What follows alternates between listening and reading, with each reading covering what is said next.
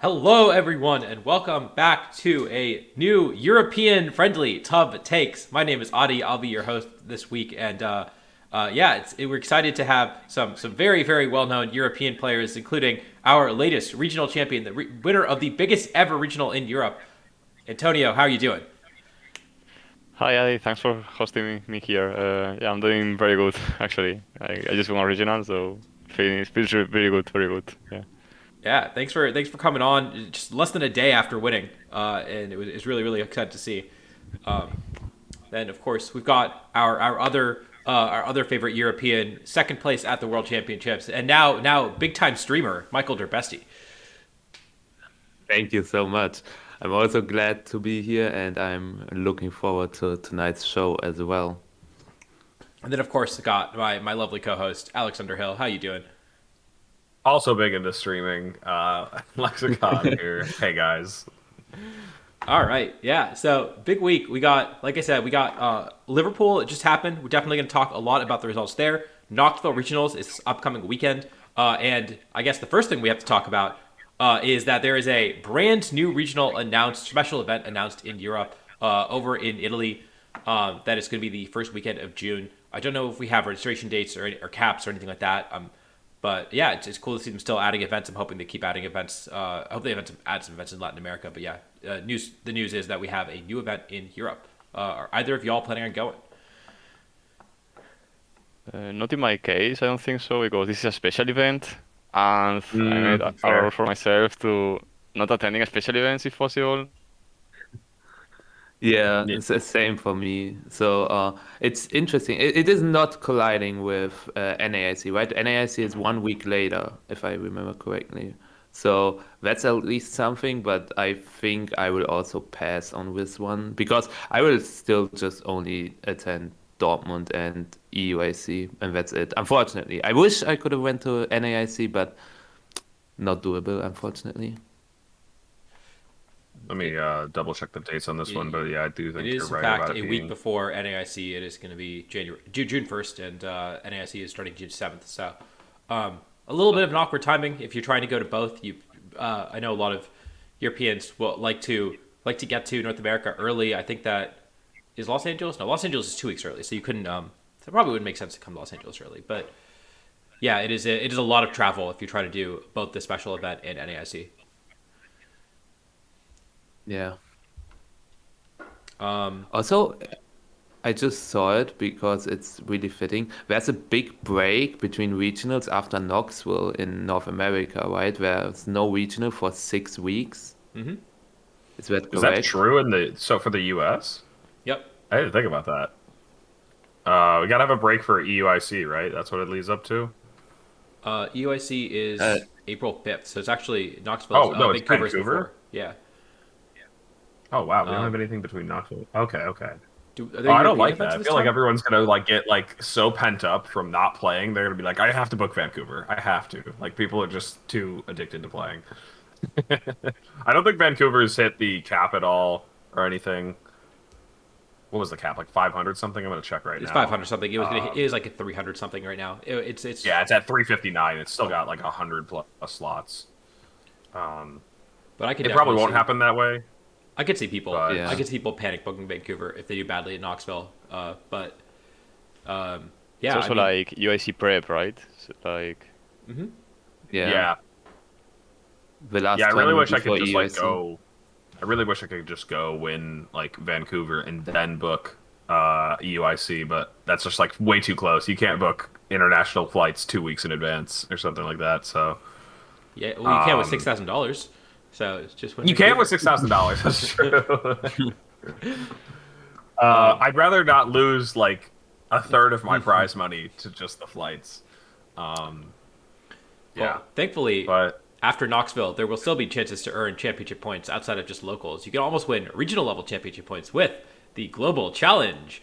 Uh, which of course the first Global Challenge is on this upcoming weekend. And we talked about it a lot last week. We had Nails on. He I think won one of these in Sun and Moon or something like that, and so he had a lot to say. But yeah, so Global Challenge. We talked about it last time, but this is not only the way that the Korean and Japanese players will qualify for their respective national tournaments, but also it rewards a lot of championship points. I think it rewards. I don't see that linked, but it rewards 160 championship points for first place, so equivalent of second for regional, and that is excluding all of the players who are from Asia who are not eligible to earn points. Some notable things here is that we do have confirmation that you were only allowed to sign up on one cartridge. So you could. Okay. I opened up the link that you had in the document. Where does it say that? Wait. Oh. I don't know if it says it here. The one cartridge? But you are. Oh, that's not the one. That's not the one for that one. Hold on. Let me give you some new links. All right. Hold on. First off, the one link thing, or the one cartridge thing, I'll find that one. So, and then I was looking for the championship point was it payout one. possible So we can talk about last that. year to play with multiple accounts, or why did Yes. they say it explicitly? So in the past, you've Okay. always been able to play with multiple accounts. That was also a thing for the Japanese and Korean circuit. You were almost kind of throwing if you weren't playing with multiple accounts, trying to get as high as possible. And so a lot of Japanese players would have multiple slots in the top 100 or something. But yeah, and then if you had two accounts, it would just take out the lower one and get your points for the higher one. Now, I'm not exactly sure what would happen if you even can register. I'm sure you can register with multiple accounts. I'm not sure how they will navigate that, or if they will just DQ both of you, or what. We'll have to wait for confirmation about that. Yeah. But that's interesting for sure. Because I think that makes it a bit more competitive, at least.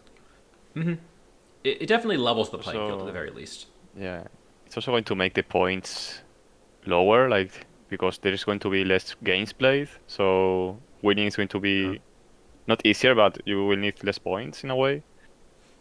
Yeah, true. That's also a thing.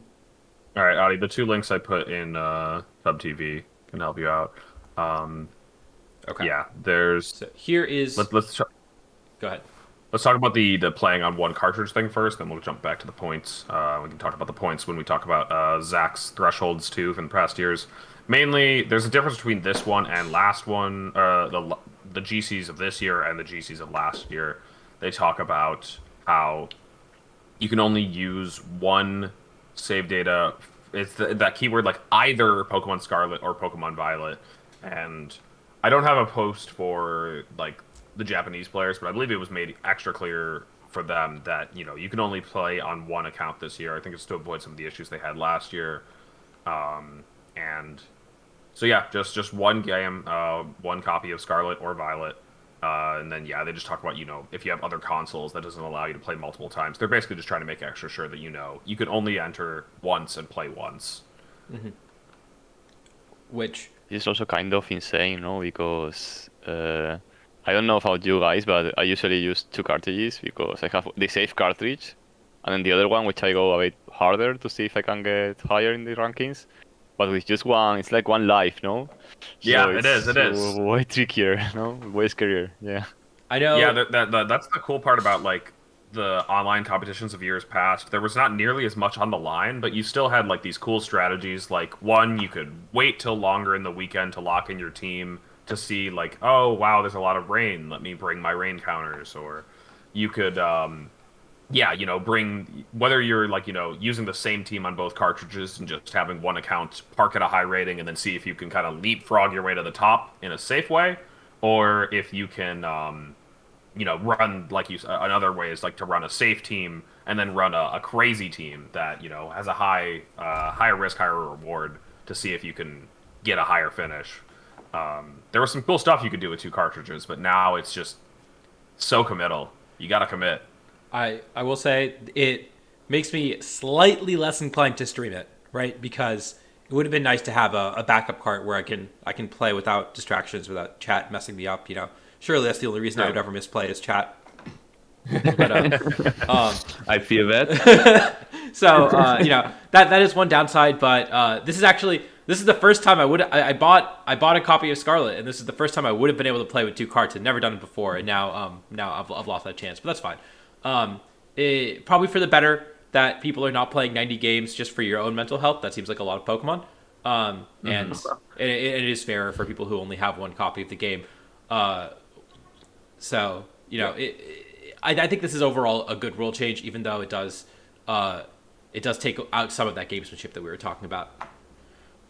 Yeah, it seems probably better. yeah, I imagine it was just so much stress having to play 90 games at the peak of your game all in one weekend.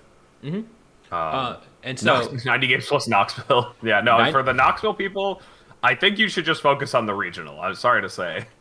I think well, all three global challenges are actually on regional dates because I know that the second global challenge is during the Utrecht special event, and I think the third one is during regional as well. it's Oh no. it's honestly the thing is like if you make day 2 at a regional, it's a little hard to play. If you don't, I would rather play the global challenge than a mid-season showdown than on the Sunday personally. Sure. And honestly, I've gotten points, not a ton of points, but I've gotten points from just playing Thursday and Friday in global challenges and playing, my 30 games and getting high enough for it. You're not going to get first, you're not going to get top 16 or whatever, but you're going to get 10, 20 points. If that's going to be meaningful for you, you can do that on Thursday and Friday before the regional, even if you make day 2. So it's not unreasonable, but it is a little harder. I will be playing that. I will be playing on Thursday and Friday for Knoxville for sure. I'm gonna try to fight for those 10, 20 points. But yeah, it is. So it's also kind of insane, no? Because the CP awards here are like a regional level tournament, and also Japanese players, and Korean players have their Worlds invite on the line, and it has to be so stressful for them because for us it's like, okay, that's 20, 40 CP, or even higher, but for them it's like only one chance, no. They have 3 chances.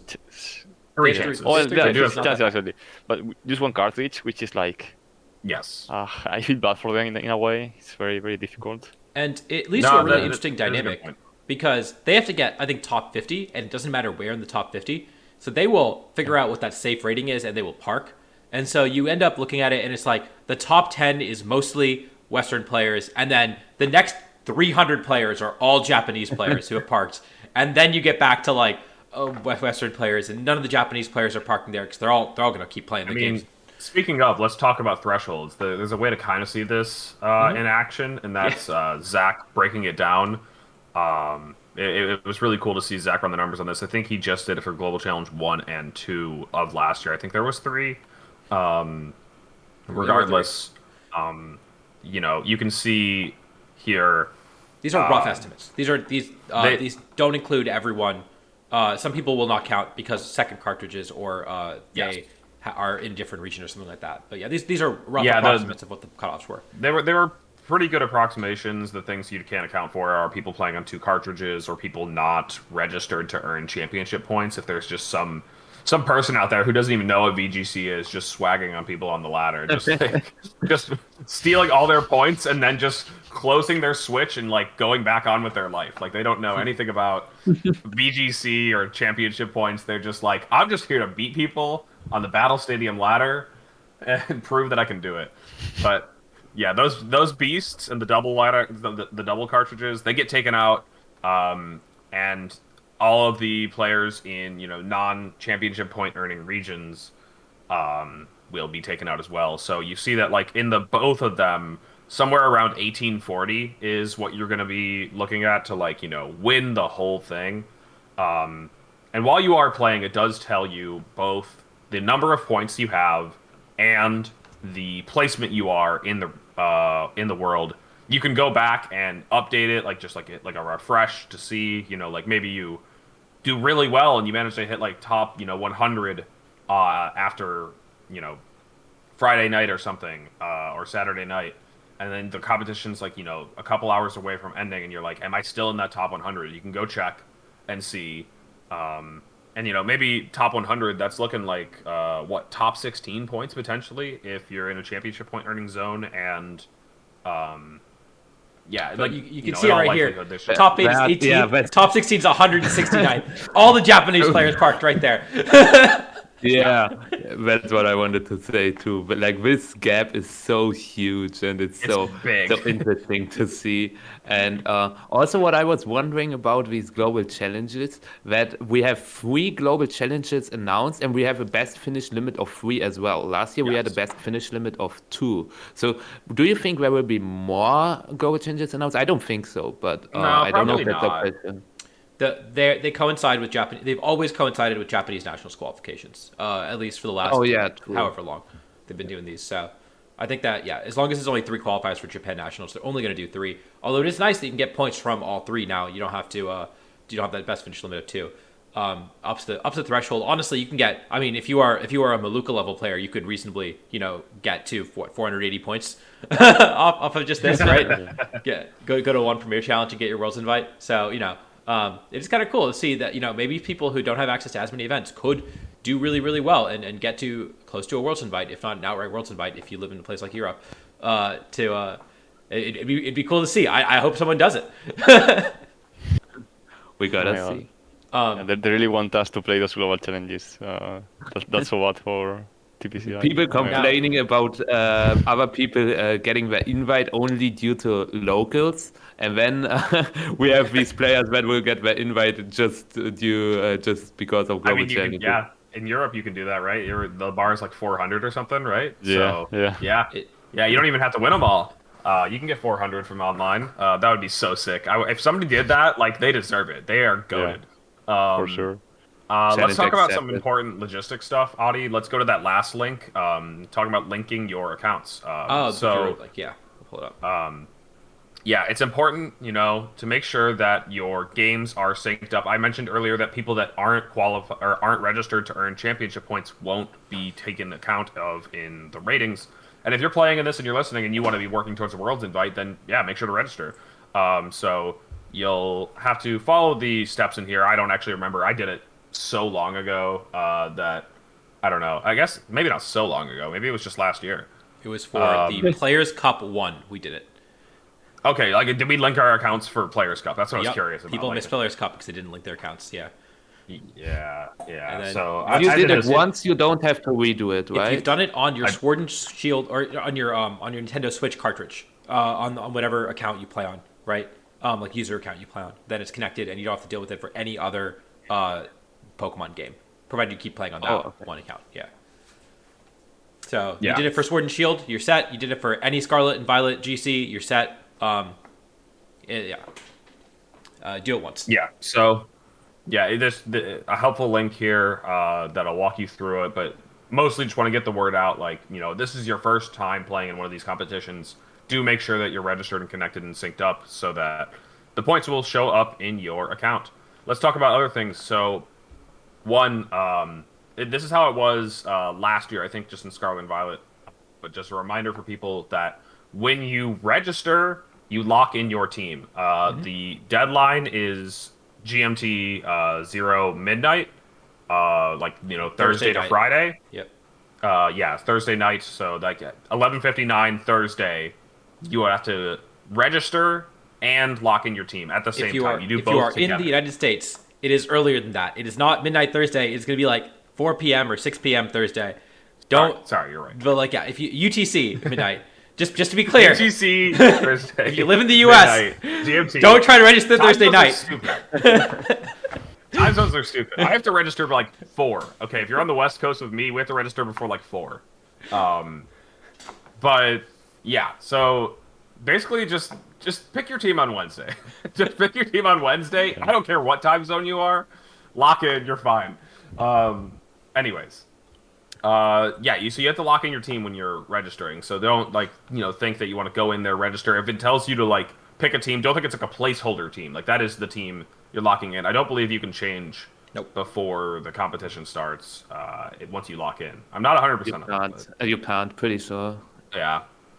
We can only play on one cartridge. We already mentioned that. Now, I did add a couple of notes about Global Challenge tips, but also I'll just plug my own stream. I've been streaming a lot of Battle Stadium, and I'll be streaming some more probably tomorrow and the following days leading up to the Global Challenge, where I talk a lot about tips and stuff for the Global Challenge. But the couple of things that people need to know that, if you're very familiar with Best of 3, Open Team Sheet, for example, the first one is that Urshifu's forms are not shown.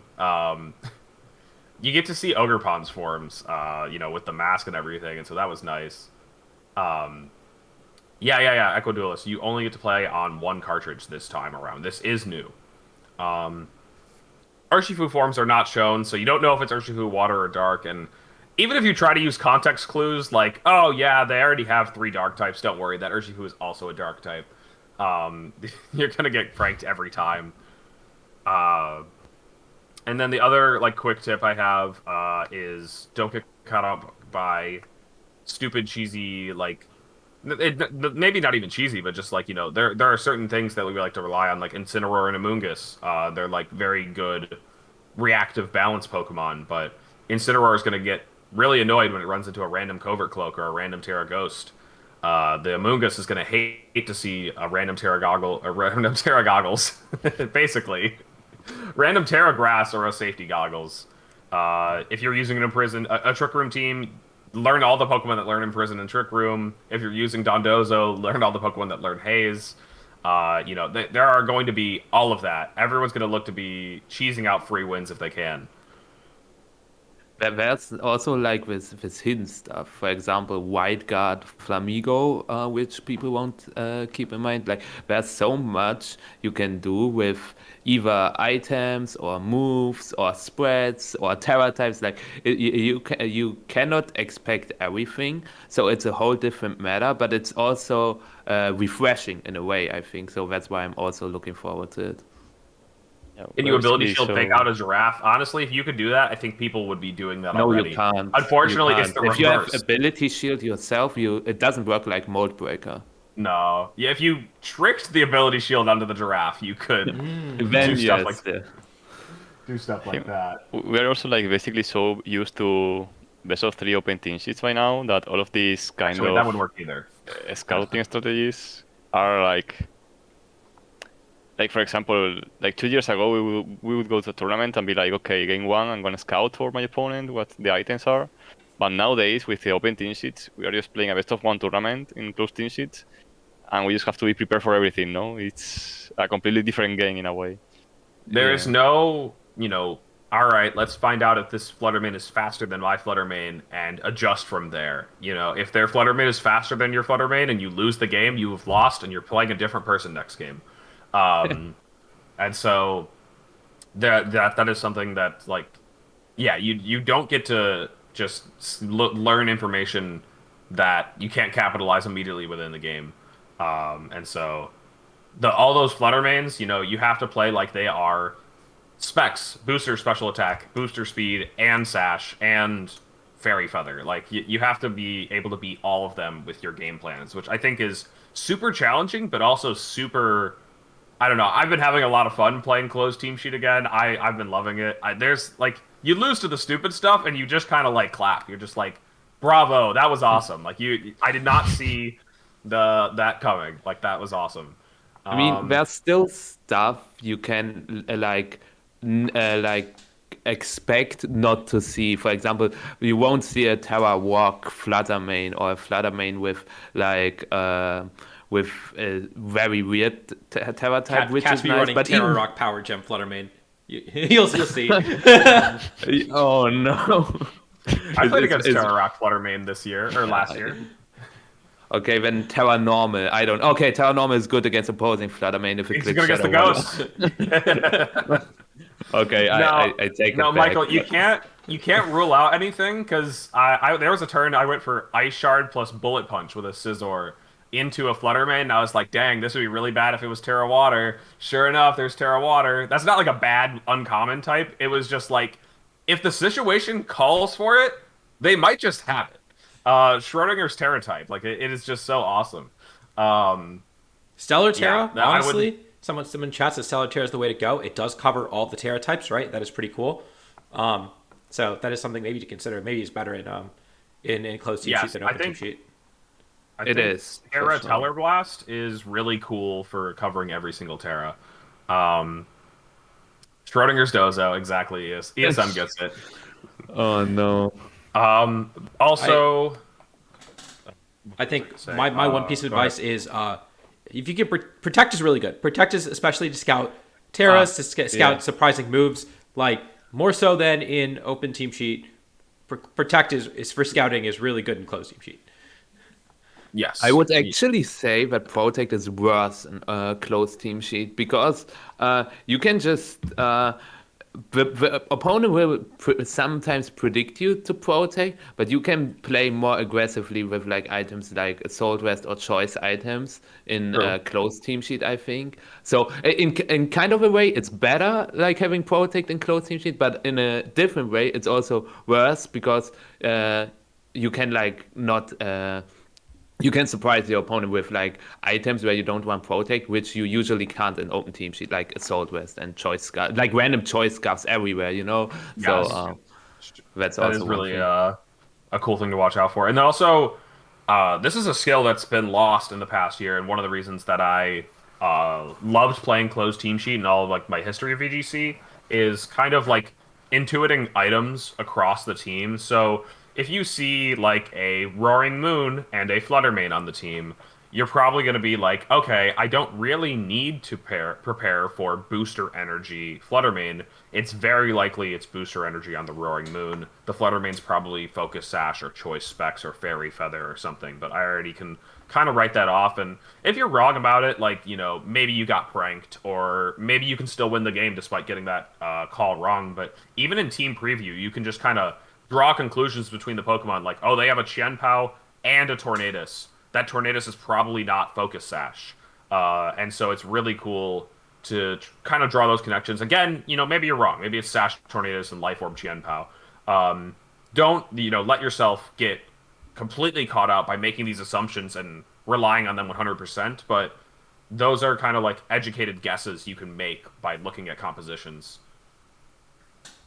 It's also, as you Agree. mentioned, it's like a literal skill. Like, as you mentioned, we were not used to that because we have open team sheets now, but that's what I actually like about these global challenges is that it's a different way to play the game that we've Yep. kind of lost by now. I don't think we will ever get back. So, Preach. yeah. I feel you 100% Also, on that. I was wondering, your opinion interests me a lot on this topic, but do you think you can just nab a team from like a regional winning team, and go into the best of one closed team sheet ladder and do well with it? I think yes, but what's your opinion on this? If you just use a known team, like totally known with moves and everything, what's your opinion on this? I So think if you that. copy, well, Go ahead. sorry, Alex. Yeah, go ahead, You go go ahead. ahead. No, you go ahead, Antonio. You start. All right. So basically, I used to talk with this with Enos a lot, and it's like if you modify the thing a bit, it's better for you. But if you use the exact same, you are at a disadvantage. However, it's not like okay, they have your open team sheet in a way because you are using known stuff, but in a way you're using standard already. So it's I think for you're in a disadvantage in information gain, but in the end you're just using standard stuff, so you should be prepared for everything in a way. So I don't think it's that bad. Obviously, it's not optimal, but I think it's fine for the most part. I So think I think we you had a also good. I Go got. ahead. I think you also overestimate how many people know every single team off the top of their head, right? Like at this point, the team, the Wolfie's team, Rahxen's team, probably should know those sets, right? But if you see, I don't know, I'm looking at like Edu's team from Liverpool, right, which is Urshifu, unknown form, Raging Bolt, Water Pond, Goldengo, Incin, Tornadus. Nothing there is going to surprise you. But do you know all the Terra types off the top of your head, right? Do you know it's Terra Fairy, Terra Blast, Raging Bolt? And that's something like, what if they switch that up, right? Are you going to take the time to go and pull up his team sheet? So stuff like that is like, even if you're using something standard, they can't necessarily one know that you're using that stock standard team. A lot of these teams look very samey, and then two, they might not know that team off the top of their head. They still will have to look it up, and that is not always the easiest thing to do. So I wouldn't worry too much about it. But that being said, I do agree that just making some small changes can make a world of difference. Yeah. That's the thing. Oh, go ahead. You wanted to say something for Yeah, one yeah. minute. I was just gonna say that the small changes are the key thing is that yeah, relying on any information that you know about a team can be very dangerous. If you are going to use a team that was shown at a live event or if there's a common rental code of a team, I recommend putting the Pokemon in the same order as the rental code. Don't don't let your opponent think like, oh, they're in a different order. They made the mons themselves. They've, thought about how they want to Oh wait, that's another question. Can we use rentals in this? You I could don't not think use so. rentals. They have Do to make you, the mons themselves anyways. Yeah. Alex? Okay, Do you but really want? regardless. Go ahead. Go ahead. But And then regardless, you might want to like bait them into thinking like, oh yeah, they put them on like in the same order. This might be the exact same team, and then all of a sudden the Flutter main is Choice Scarf. Like and that one I think is also a beautiful example because I think Choice Scarf on Photosynthesis booster speed Pokemon is so funny because they'll be like, all right, it's not fast, and then it's like, oh yeah, actually you can get 1.5 speed a different way. Um, Jokes yeah. aside, though, yeah, I think that relying on, I think you can definitely do well with standard teams. There was Joe who won a global challenge with Rinya Sun. There was a Gotti who won with his EUIC team, which was also just a very boring standard team. Maluka, not Maluka, a different Luca, Luca Traget. We were talking about Maluka earlier. Luca Traget also got 2 strong finishes in the global challenges last year with just very strong balanced teams, and so you don't have to use crazy tricks to do well. Go ahead, Michael. I was wondering. You said do it the same so you can fool your opponent, but doesn't this create like your own mind games because you don't know how the opponent thinks if he will think if you have the same team or not. You can like play True. it to your own way and just not think about it, but like you create even more mind games. I think if you just use a known team, and that's why I just recommend. Using a self-made team if it's possible. Like people sometimes struggle with team building, I know that too, but like if you use a known team, you create mind games for your opponent, you create mind games for yourself in these mind games. So that's why I am not really recommending it, but it's So up to everyone to what So choose Hype for themselves. recommended, or was last week, was he said he did really well with GC, but he like just mixed up the items, right? So you expect safety goggles Arcanine, but it's actually safety goggles Iron Hand, stuff like that. That can catch people off guard while not like forcing you to have to read how they play as much, right? Like keeping your Iron Hands in front of a Amoonguss is really safe for your goggles, but they can have the chance to mess up, and I think that's a critical part. Is you're not making reads based on what you think they're going to do. You're making very safe plays, and they have to make reads based on what your items might be. Yeah, to be honest, because what you just said reminded me of last year because I was using goggles Iron Hands, and so many Japanese players were just going for a sport into it, and I Mm-hmm. was just getting free advantage.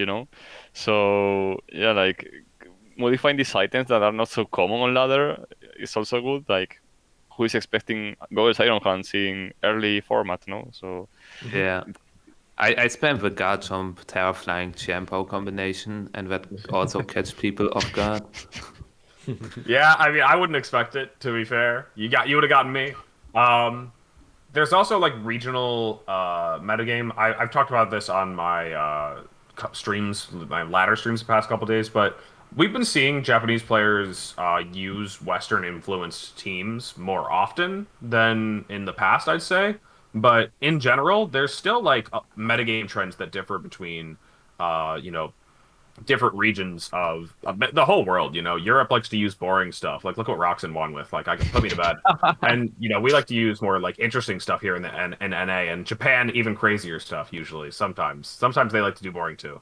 Um, but jokes aside, like there's like all kinds of different teams that are more or less common, or sets, that are more or less common across the globe. And yeah, maybe safety goggles is just not expected at all in Japan, and so, or safety goggles Iron Hands at the time was just not expected at all by Japan. So they just, wasting so many time sporing into it.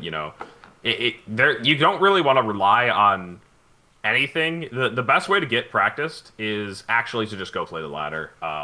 Unfortunately, like if you want to learn how people are reacting to your team or strategies or what's common, you got to go play the in-game battle stadium ladder and see what people are doing.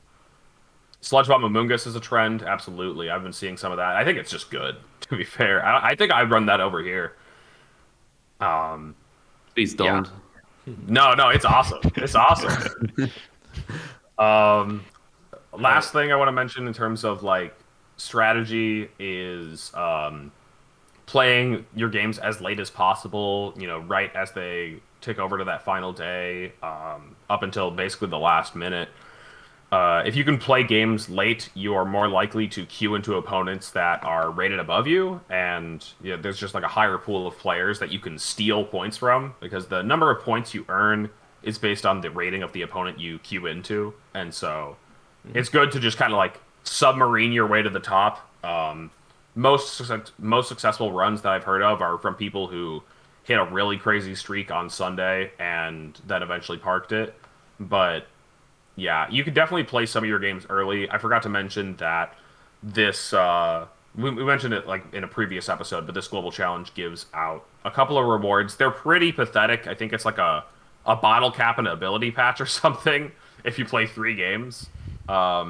Yes, gold bottle cap ability patch and 100,000 league points. I don't know, one of those. But there are going to be some people who are just like, all right, I'll queue up 3 games and forfeit them all so that I can get a gold bottle cap and ability patch and some league points. And so if you play like right as the competition starts, you might be able to just catch some of those people forfeiting and just get some free wins, which is like not bad. You know, they're not going to be like poorly rated either. They'll probably be around 1,500. That's what Neil suggested. I always think that if my goal is to get to 16, 1,700, 1,800 in the GC, I can beat anyone who's at 1,450. Like I don't care if I'm like if I play all my games on Sunday, I'm going to be playing people who are relatively low rated anyways. I should be able to beat those players more often than not. But because the other thing is, if you start playing on the Thursday evening, and you run into Alex, who's also playing on Thursday evening, even if you beat him, he's a 1,500 player, right? And if you lose to him, then you're losing a lot of points for losing to a player who, realistically, is probably going to finish above 1,500. I hope, right? So I feel like it's not worth it. It's higher risk, higher reward, in my opinion, to play on the Thursday. But yeah, I'm a believer in just playing as many games as late as possible. So we all agree that we just don't play on Saturday. I mean, pretty much, yeah. Saturdays for chumps. I don't know. I like what I like to do.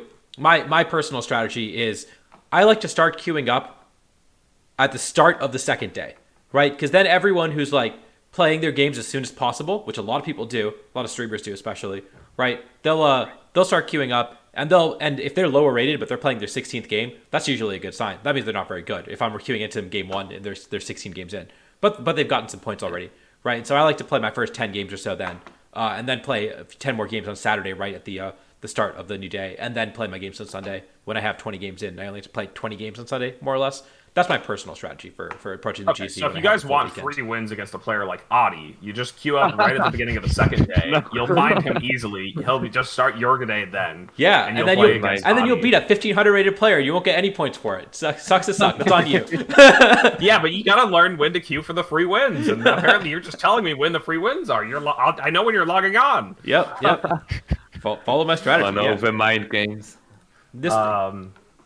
But yeah, we also wanted to point out that this happened before in Sword and Shield, but at some point the rewards were actually shiny lock legendary, like the Galarian Moltres Zapdos, and people were going crazy over that.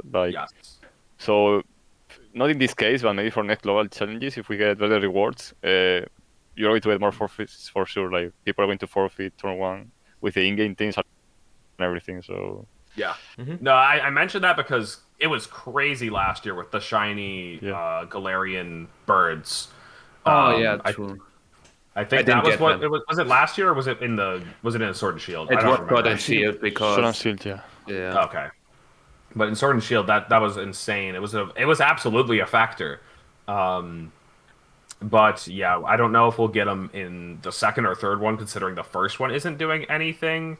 But you know, these rewards are pretty pathetic, but maybe they do better stuff in the next ones. It could be some kind of special, I don't know, Terra. Who knows? Shiny Lunala. They could give out a bunch of Terra Shards or something. Just true. Terra Shards you can also easily get now with a second DLC. So yeah, they the really DLC have make it to easier. distribute like legendary shiny Pokemon to make it attractive, because I think all the other stuff you can literally just give us shiny ruins. I'm down. Two shiny ruins in the next one and 2 shiny ruins in the third one. Just give me 25 Terra Shards of each type. That's all I need. I'll take that. I'd play it for that. I'd play for a bunch of Terra Shards, I'll admit, even though they are easier. And after playing the second DLC, I have a bunch. Yeah. But rewards are absolutely a large factor. So, do we have anything else we want to talk about for the Global Challenge, or are we ready to move on to Liverpool Regionals? I think we can go ahead and move on again. Just if you want to learn more about the Global Challenge, tune into the stream tomorrow. I'll be here streaming and talking about that. So, I will stream snipe you. all right, do it, do it. I want to let's throw down on the ladder. What's your rating? Let's go. I haven't played for a while. Are you Alright. top 100? Yeah, no, I'm like top 300 right now. You suck. Yeah, I know. Don't worry, we know. So that let's move on to the news for this weekend, which was Liverpool Regionals happened, and we have a well-deserving winner. We got Mr. Rahxen over here winning with a team that is eerily similar to a team that I've seen. Europeans truly don't know how to team build; just steal American teams. I gotta say, I take that personal, okay? I take that seriously personal. Yeah, I don't see you in this. I don't see you in the standings. Where'd you go? Michael, where are you?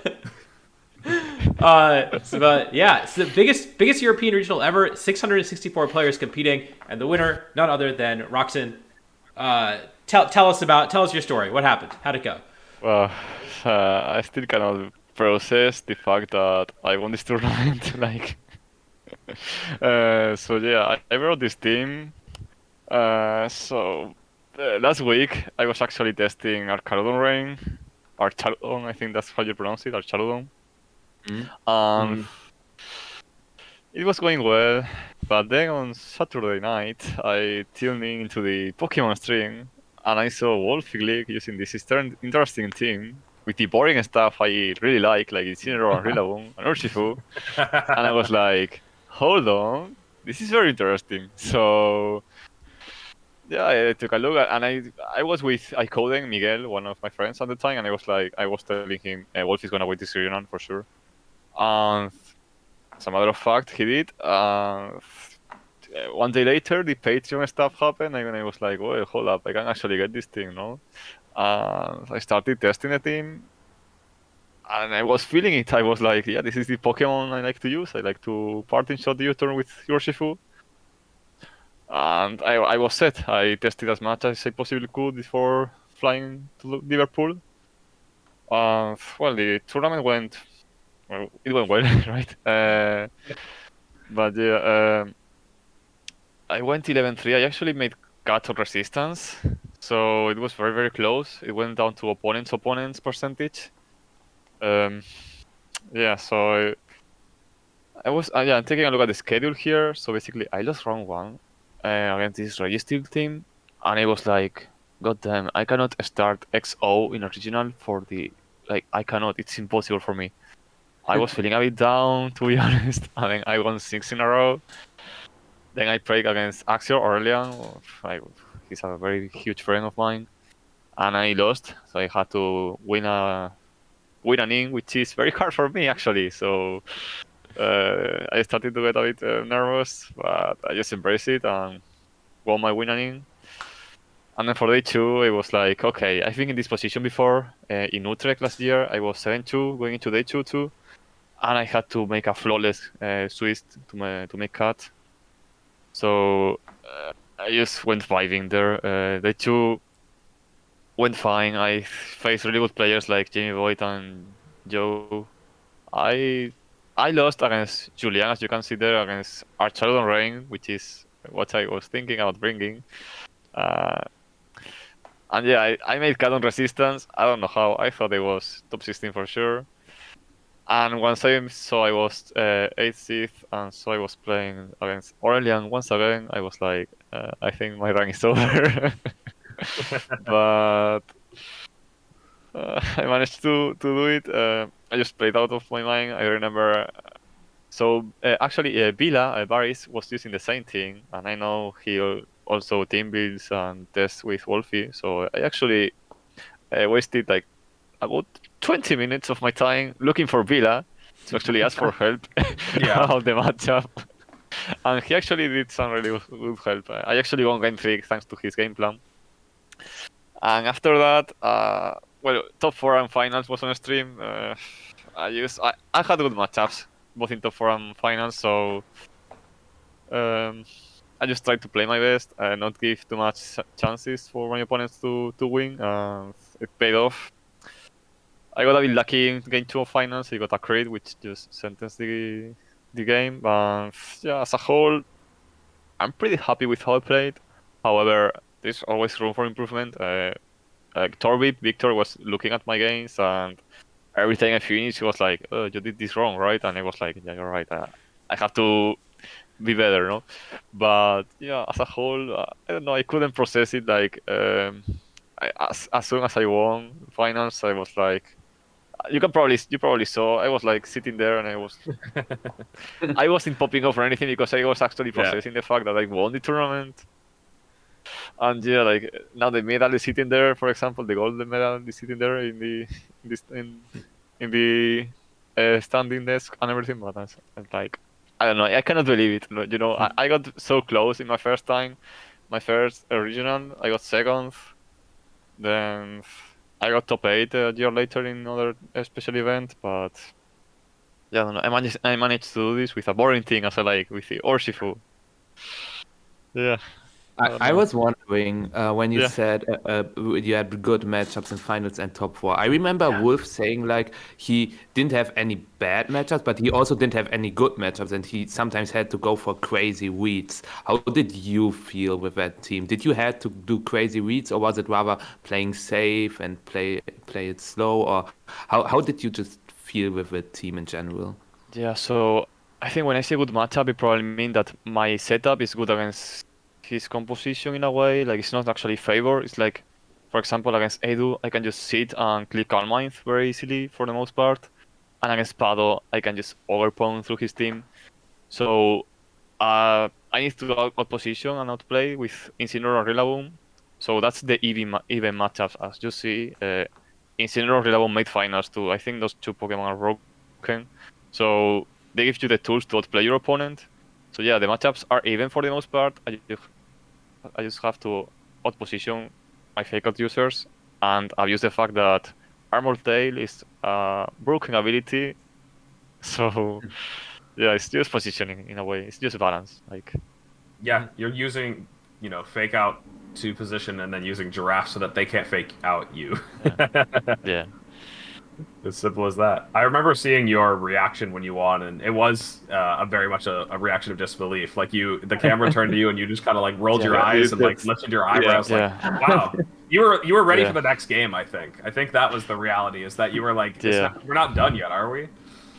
I actually, well, I want to point out, I think this wasn't caught on camera, so yeah, I was like relieved because I was like, okay, I won. And then actually, I smiled because a judge, which is a friend of mine, was literally yelling and said, "Dude," well, in Spanish, of course, he was saying, "Dude, smile, dude. Like you actually won, right?" And that's when I go like this and I smile. And then after that, I went, yeah, I just went to the crowd to look for Victor. He was literally standing there, and I started literally crying, and then we hugged, and it was Oh. so like so cute. But yeah, like the whole Spanish community was there too to telling me like good job and everything. So yeah, it's amazing. Like, That's um, why I love Pokemon. Yeah, it's awesome. Yeah, This is the reason. we had a question from someone in the chat that said, in top 8, you played against the team that gave Wolf his only loss yeah. in Charlotte. How did you approach it? All right. So this is a bit of a story. So I'm pretty good friends with Steve and me, like Gramgus, who Yeah. is the guy who beat Wolfie. So we talk a lot in 2019 in some series. We were turnover players, and I was like, hey, "Yo, Gramgus, how Stephen? How do you beat Wolfie? How did this go?" And this was like earlier in the week because I was really stressed about this matchup. And he was telling me, yeah, this stuff, like it's understanding the positions. In the end, I just understood the matchup because I was able to speak with the guy who beat Wolfie, right, with Stephen. Mm. So, and in fact, I even lost to the matchup in there, and two of Victor losses in Swiss were to Torglim too. But by the end, in Top Cut, I was like, okay, this is time to step up. I know my matchup. I cannot hold back, and I think it's a slightly unfavor for me. I just have to get my turn runs right and manage my resources. If I get one turn wrong or not play optimally, I probably lose. But yeah, like in the end, this was just me studying as much as I could before the tournament. So thanks to my friend Stephen, and I owe you one, man. Like that, I won top 8 because of you. So thanks so much. I think Yeah, doing your homework is Yeah, but- important. Yeah, I think you can see it, right? Because that Glamora has the toxic spikes, which is all of your 6 Pokemon, and your team is mostly physical. And then with sheer offense, I think in general that with these balanced teams that rely a lot on positioning and also on setup, these super offensive team with Specs, Chiyu, and Fluttermane, they are probably really threatening and. That's why I can totally see why it's a bad matchup for you. But you managed to pull through, and that's really great. Mm-hmm. Yeah, and also notably, it's not a perfect solution. Rahxen did play Aurelion in the first day and lose, right? So it's also a bit about playing the player. You know what tendencies they have, what plays they like to go for, and so it's maybe not a perfect solution, but there's always ways. Yeah, like It's if you interesting. understand, Oh, yeah. yeah. Oh, sorry, yeah. If you understand the matchup, it's even. So evens matchups are good because you can just outplay and win. So Yep. What I wanted to say is that it's also interesting. I think in the past, it's coming up more and more that if we have these rematches in the Top Cup from like day 1 or day 2, in the past few months, usually the player who lost in the first day or the second day then wins in Top Cut. I've seen it more often now in the last few weeks Yep. and months, which is kind of interesting for sure. The explanation for that is the person who won gets complacent. They get lazy because they were like, I've already won this before. And the person who lost has spent the entire time since they lost until they get that repair thinking, what was I supposed to do better? How was I supposed to win that? And so often then they expect their same game plans to work in the rematch when they don't. I know that there's a lot of strong players who are better than that and don't fall for those baits. They don't get they don't get lazy, but that is most often I think the simplest explanation is that the person who lost really wants to win when they come back, and the person who won thinks they've got it. Makes sense. They had some time to think about the match at the very least. But yeah, no, I mean this. I know we played a set of this matchup as well. I know you were really concerned about it. You had a lot of experience with it, so I'm not too surprised that you managed to get the best of Axior in top 8. And you had, like you said, you had so many resources at your disposal. You had a long time to think about the set. And I'm glad you came to the. Glad you solved it finally. It took a little while. So, yeah, I was because I was literally in Liverpool. I was eating dinner and I was like, Adi, let's play a best of 3 piece. I was literally so stressed. I didn't know what to do because I wanted to figure out the tournament matchup so badly. In the end, it paid off. So thanks to everyone who helped me with that. That's how you win regionals, guys. You just gotta be a huge nerd. Yeah. Play your practice sets at dinner Yeah. at the regional. That's with that. I would have been sitting next to you at dinner, like, what are you doing? I would have smacked the phone out of your hand. Like, No. enjoy this dinner with me. This remembers me of me being way too lazy in Worlds, and now I feel bad. True. You can't go too hard in the opposite direction. Let's talk. We might talk more about your run, but let's talk about some of the other things that did well. Your finalist opponent, Pato, with honestly a very unexpected team. If your matchup was favored or not, this was still probably not something you expected to face going into the weekend. Heatran and Baxcalibur, like. Yeah. So Baxcalibur is interesting because that mon was only really seen in Archaludon Rain before, and to this day I still don't understand what Pado was actually trying to do with this team. So I understand that he's trying to outplay with Incineroar Rillaboom and just helping hands through Terra Fairy Moonblast through everything. for example, he has like this double fire, double grass, and doesn't resonate with me that much. But yeah, like I didn't actually expect this at all. In fact, Wait. Hitrang. Sorry, yeah. You said you don't like double fire, double grass. Didn't you win with double fire, Yeah, double yeah, yeah, yeah, grass? yeah. That's the comic stuff, right? Yeah. So I also not. I don't really like my tight chart of my Taint either, but yeah, it's whatever. That's so funny. Yeah. Just the Heatran was actually weird because I didn't expect Heatran in this tournament at all.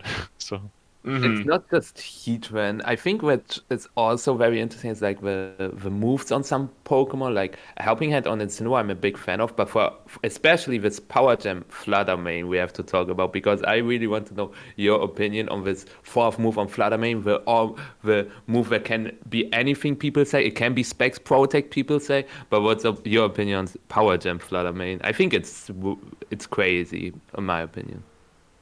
Does Helping Hand Power Gem I'm kill assuming Insect? Helping Hand Power KOs. I mean, yeah, but do you really want to lock yourself into Power Gem in this matchup?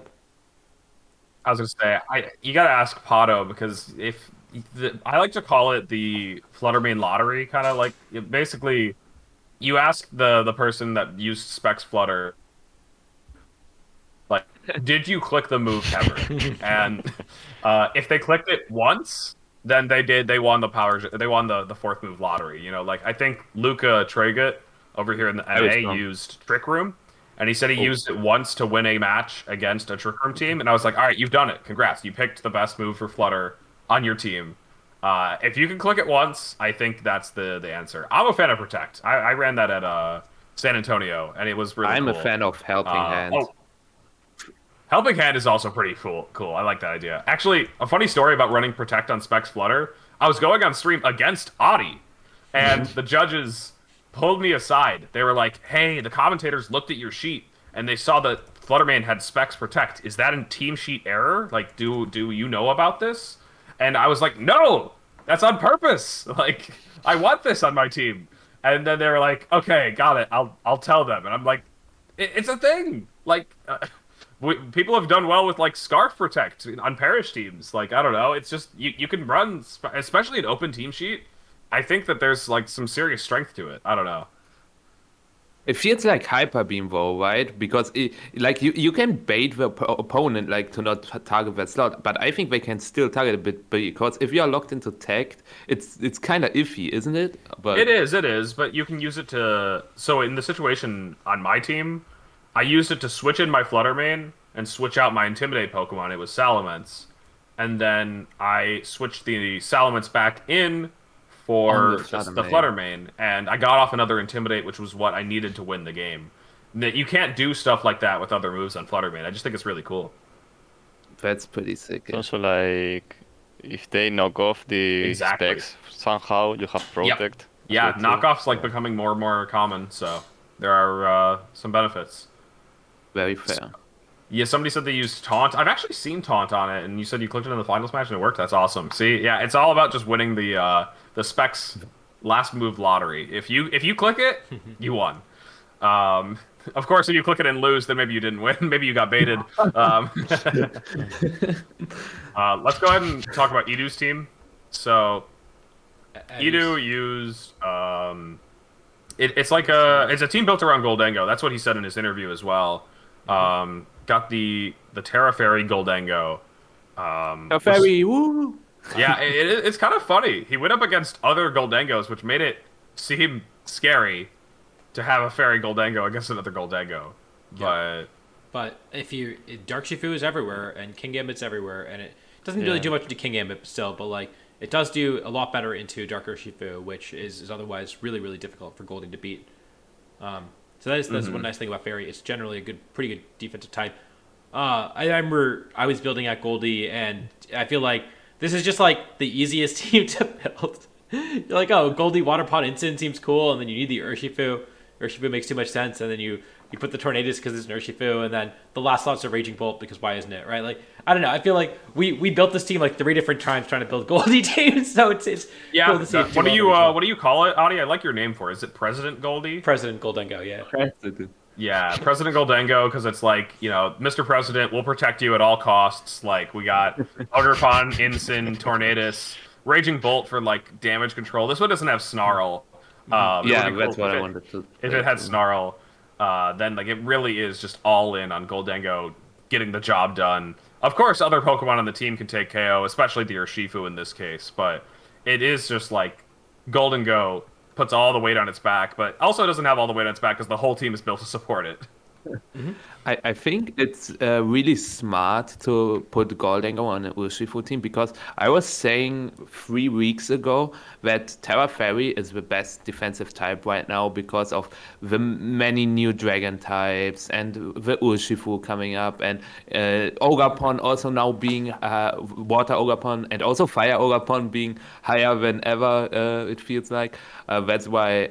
Wait, this doesn't make sense for Terra Fairy. But what I wanted to say is that dragon types, especially with the Fairy Terra type, for example, with Raging Bolt on Edu's team, are really, really good because you always create these mind games against all the new paradoxes because do they click with the dragon move, or do they go for a resisted water or fire move or electric move?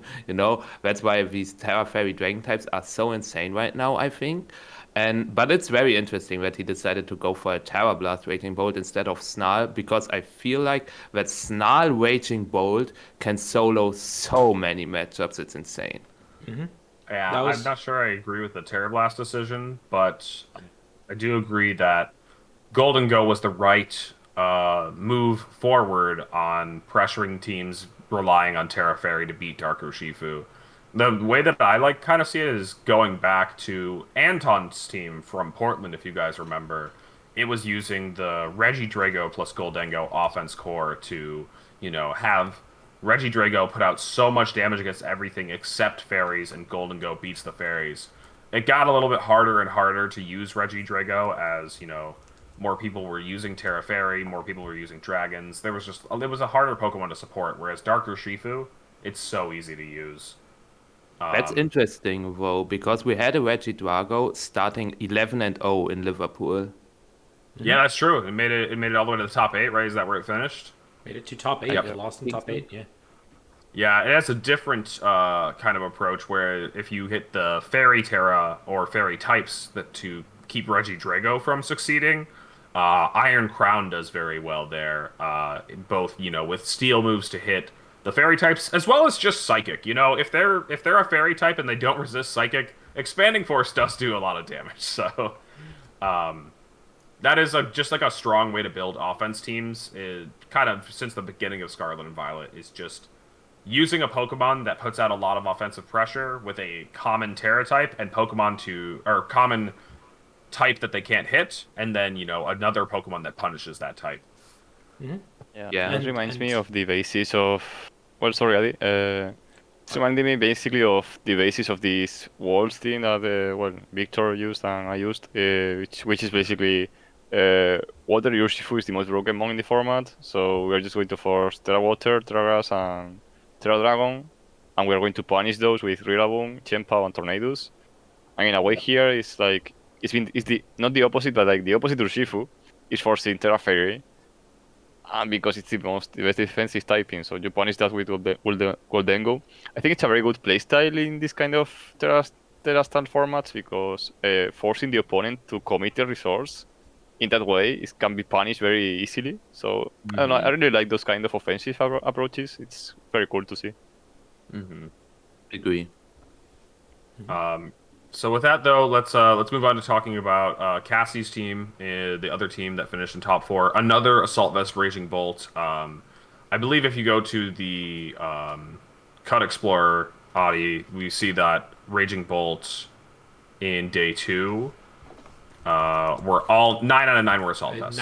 Everybody in day 2 is running Assault Vest. And I think the 5 best Raging Bolt all were Terra Fairy as well. Which is pretty interesting. There was a couple, 4 of them were not, but it looks like top 4, top 8, top 30, top 32. Yeah, it does seem like the highest finishing ones were Fairy Assault Vest Bolt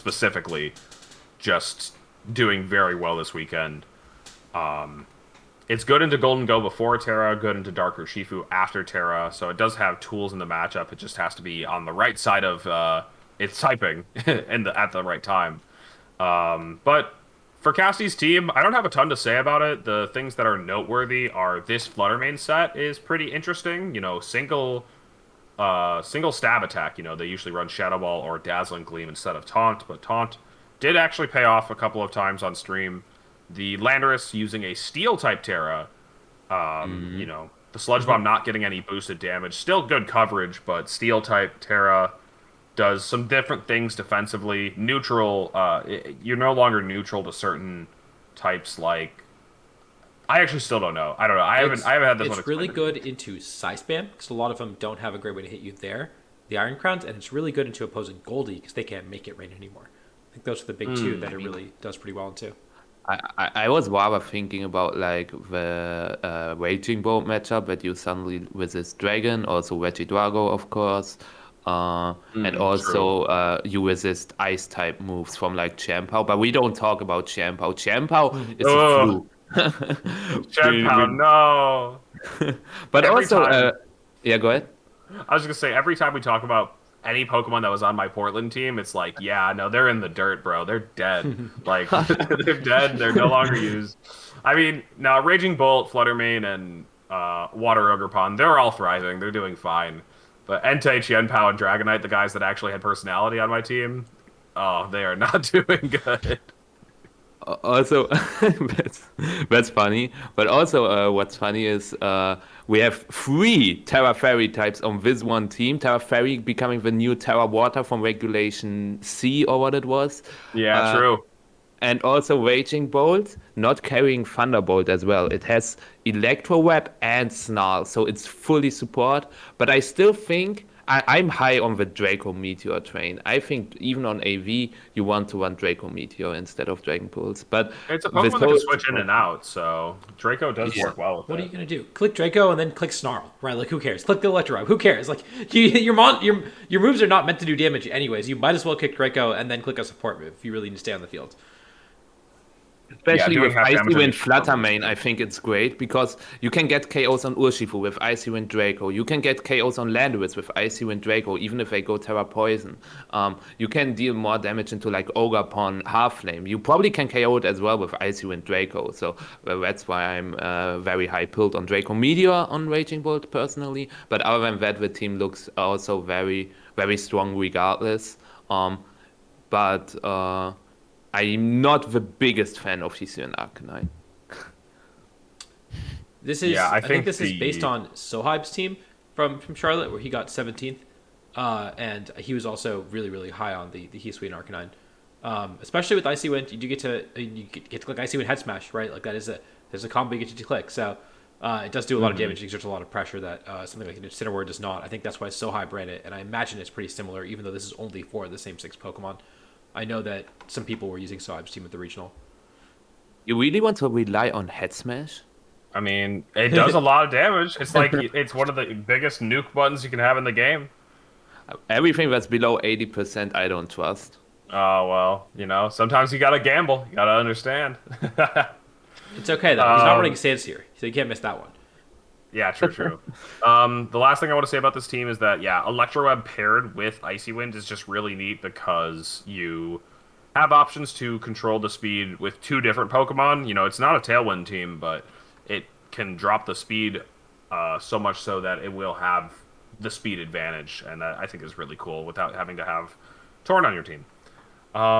Speaking of Torn, though, Aurelion using just that same team in top 8. I don't think we need to spend too much time on probably the next 2 teams because these are ones that we saw do well and in like Charlotte. This is 1-for-1 Steven's team, I think. I don't think there's any changes. It is. Terrafire Chiyu is interesting choice, but it works, I guess. That was what Steven ran too. They wanted Isn't to the Virtus guarantee team also 1-for-1 of the next thing? Sorry, of Toller's team. I think it basically is. Is it? Nearly, with some changes. No, Toller. Did Toller have Regidraco? Oh, true. Toller had Fluttermane in that slot. We've seen this team before because Roberto is trainer Rob VGC, and they have been grinding limitless tours. I know they cut multiple limitless tours to the team. Oh, that Okay. is Rob. Oh, okay, good to know.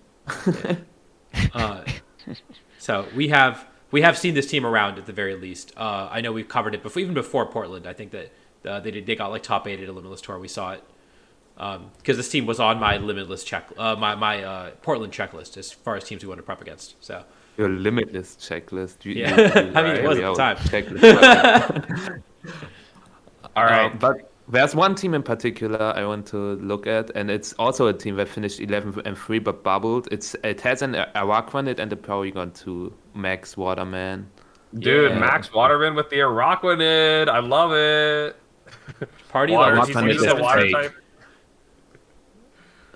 Iraq on it is so fake. Dude, but their name is Max Waterman, and they have the guy that does big water damage. It's awesome. Substitute to block Intimidate. Let's go. to I mean, also why to not? block Spore, right? Is something that you probably are concerned about with the Araquanid. Also, one other thing, I think this is the in the what was it, Charlotte, which had no Lando T in day 2, and also the event before had no Lando T in day 2, and I think this is the only Lando T, it feels like, in the last 3 weeks of tournaments we have in day 2, which is also funny. Or Landorus. I thought this guy was like one of the goats of VGC. What happened? What happened, Landorus? This guy's Incineroar off. For happens. Outlanders, yeah. This guy saw Fluttermane and said, "Man, this would fit really great on my 2018 team." Like, here's like a snippet of the Top Cut Explorer, Audi. I would have posted in text for voice, opened up the image on stream. It's just so funny how Landorus is just in the middle here. Like, these are the losers he has to eat lunch with. These are the guys he has to sit at the same table as. Like, you know, one-use Landorus just stuck down with the Lotties, with Jugulus, with Lilligant. Like, Oh my god. All the Landorus is like, man, I should be up there. I should be up there, man. this is the I desperately need a ground resist, but I don't want to run a good Pokemon category.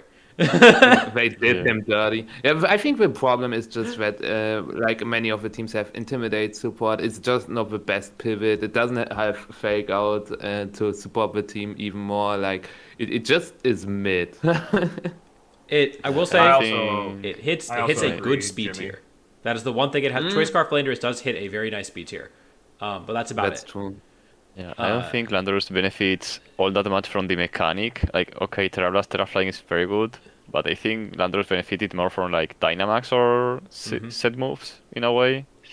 So, for But- example, in 2018, I recall Landorus being higher usage than Incineroar, maybe. I don't know if it was higher, but it was up there. It was definitely used. Yeah, but here is no question. Like, what happened to Landorus, right? Like, it's I insane. think you're right. Terrablast is still pretty good. There are no flying Yeah. coverage moves out there really, except for like what, like Bleak Windstorm, Moon, my right? favorite Yeah, move. Bleak Windstorm. Yeah. But like, so like having a guy that can click flying type moves is pretty good. So it is a Terra Hog if you're doing that right, and that's it's a little awkward. I do But- think if Terra Flying Landorus was a strong presence in the meta, like Antonio's team would be a lot more scared. Like that team does not like just the sound of strong flying moves. Yeah, please don't use flame moves. Thank you. That's I why I'm will looking at use it. a mono flying team. I'm looking at the fire ogre pod on that team, and I'm thinking, damn, Landorus, that's looking pretty good. Fire ogre pod Rillaboom. Yeah, Incineroar, 2 Urshifu, like everything just dies. Yeah. The Terra Grass, Fluttermane, everything. Yeah.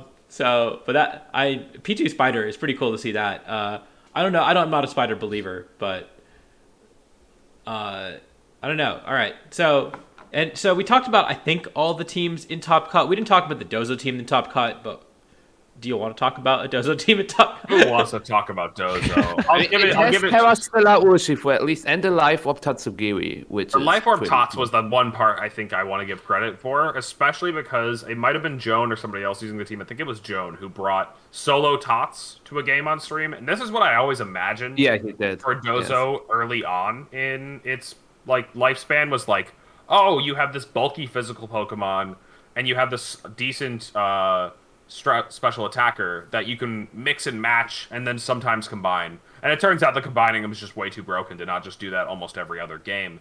But it was really cool to see the solo tots come out as this just like a life orb Pokemon in Tailwind clicking Muddy Water and strong Dracos. Like that was awesome. And it actually won the game for him. Like it was his best game plan into that thing for sure. I remember watching that in live there, and it was hard to grasp because it was like, wow, this Tatsugiri is actually doing stuff, you know. And Yeah. maybe Eric was expecting a Backdown Doso, but then it was Urshifu just clicking Wicked Blow. So yeah, just a reminder of maybe these two guys can be used separate, right? It is really Yeah. cool. The I think- Fluttermane also being Misty Terrain, pretty crazy. Yeah, the team has no spore immunity, like besides Glimora and Dondozo, and you can also like prevent Will-O-Wisps. I don't know, is there a notable Will-O-Wisp Pokemon in the meta right now? Not Entei. Entei.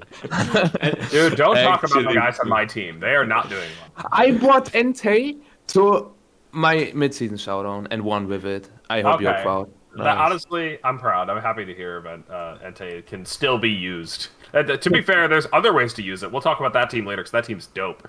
I don't have anything more to say about this. Let's actually dive into a different subject and just get it out there, get it over with, get it done Yeah. with. I'd talk about the last team in top 8 that we haven't said anything about yet. That's Desu's team, which notably has 6 Pokemon. White. Wow. 6. Why am I putting out that there's 6 Pokemon on this team? Because, I don't know, the stream showed me something else. Do you have a screenshot? I have one, wait. Jody's Twitter had a good one. Yeah, I also... If you have that, I think Jody tweeted out a good screenshot let me of find Desu. it. Yeah, I'm currently opening it. Got it. Yeah, just link that Alright. here in text or voice, and we'll look at that. But Yeah, you can already go ahead. yeah. So, Rahxen, you were obviously there this weekend and got to witness some of this Yeah. firsthand. But the word is that a lot of players were getting Pokemon taken away or DQs, game losses, a lot more often than what we've been seeing in the events since Worlds. You know, we saw a bit of this at Worlds. And yeah, could you maybe talk about it a bit? For sure. So this was rough to witness because it affected some of my Spaniard friends. So they had this door which they took their switches into. So at that point, you know something is going on. That is not your typical everyday where you're just checking your stats check, no? So we are going there. Well, in day 2, we start day 2, and even before having the Swiss rounds out, we start calling players into the hive. And first thing you know, I think Desu was actually one of the first to get called.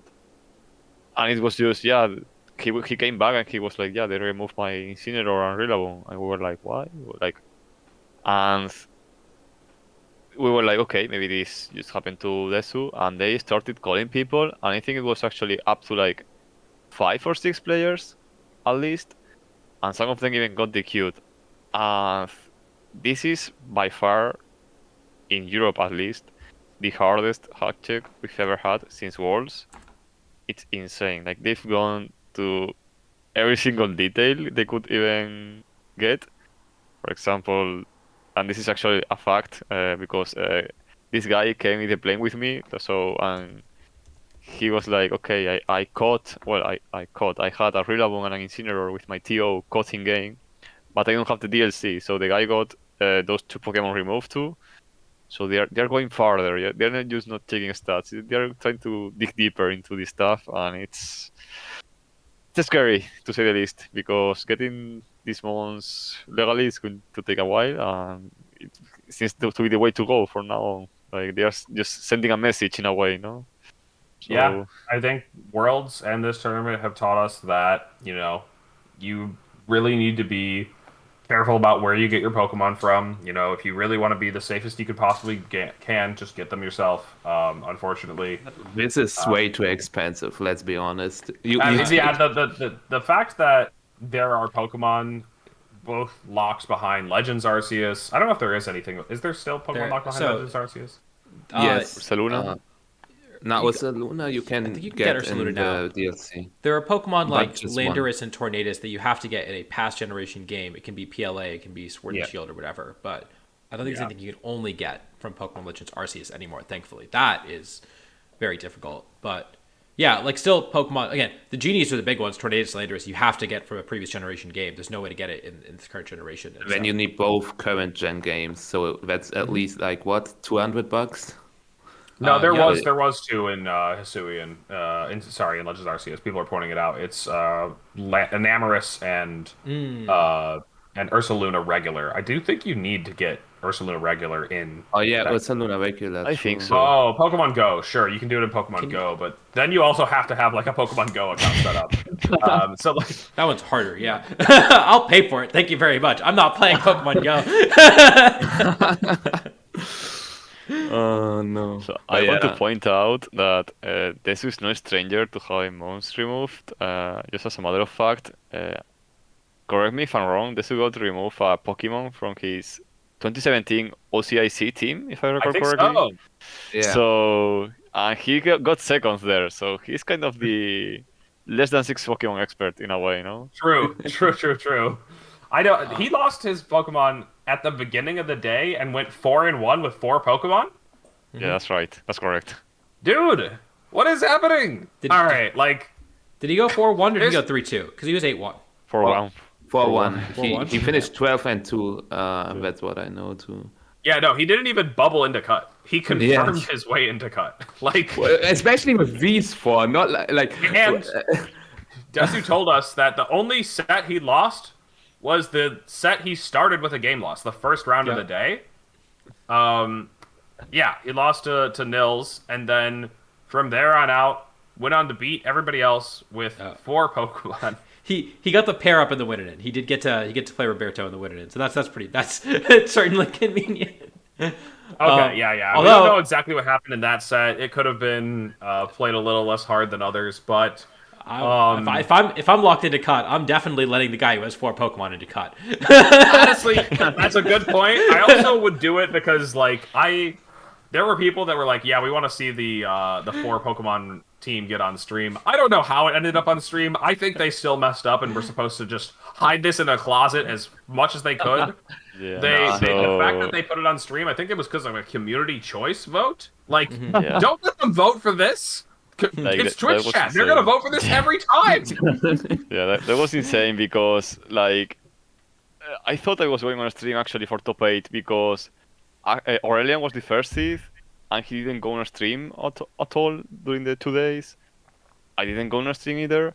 I thought for sure it was us. So when the stream guys came to the table and it was like, no, it's Desu, and it was like, and Desu started popping off. Like, he was so happy to be on a stream with the 4 Pokemon. I was like, okay, that has to be nuts. But it was. Yeah, go ahead. Sorry, I didn't. Yeah, want to no, interrupt. like Desu was just super happy. Like, it was insane. It's funny that there were, I think, 6 people out of the 8 in the top cut that were not shown on day 1 or day 2, because I know that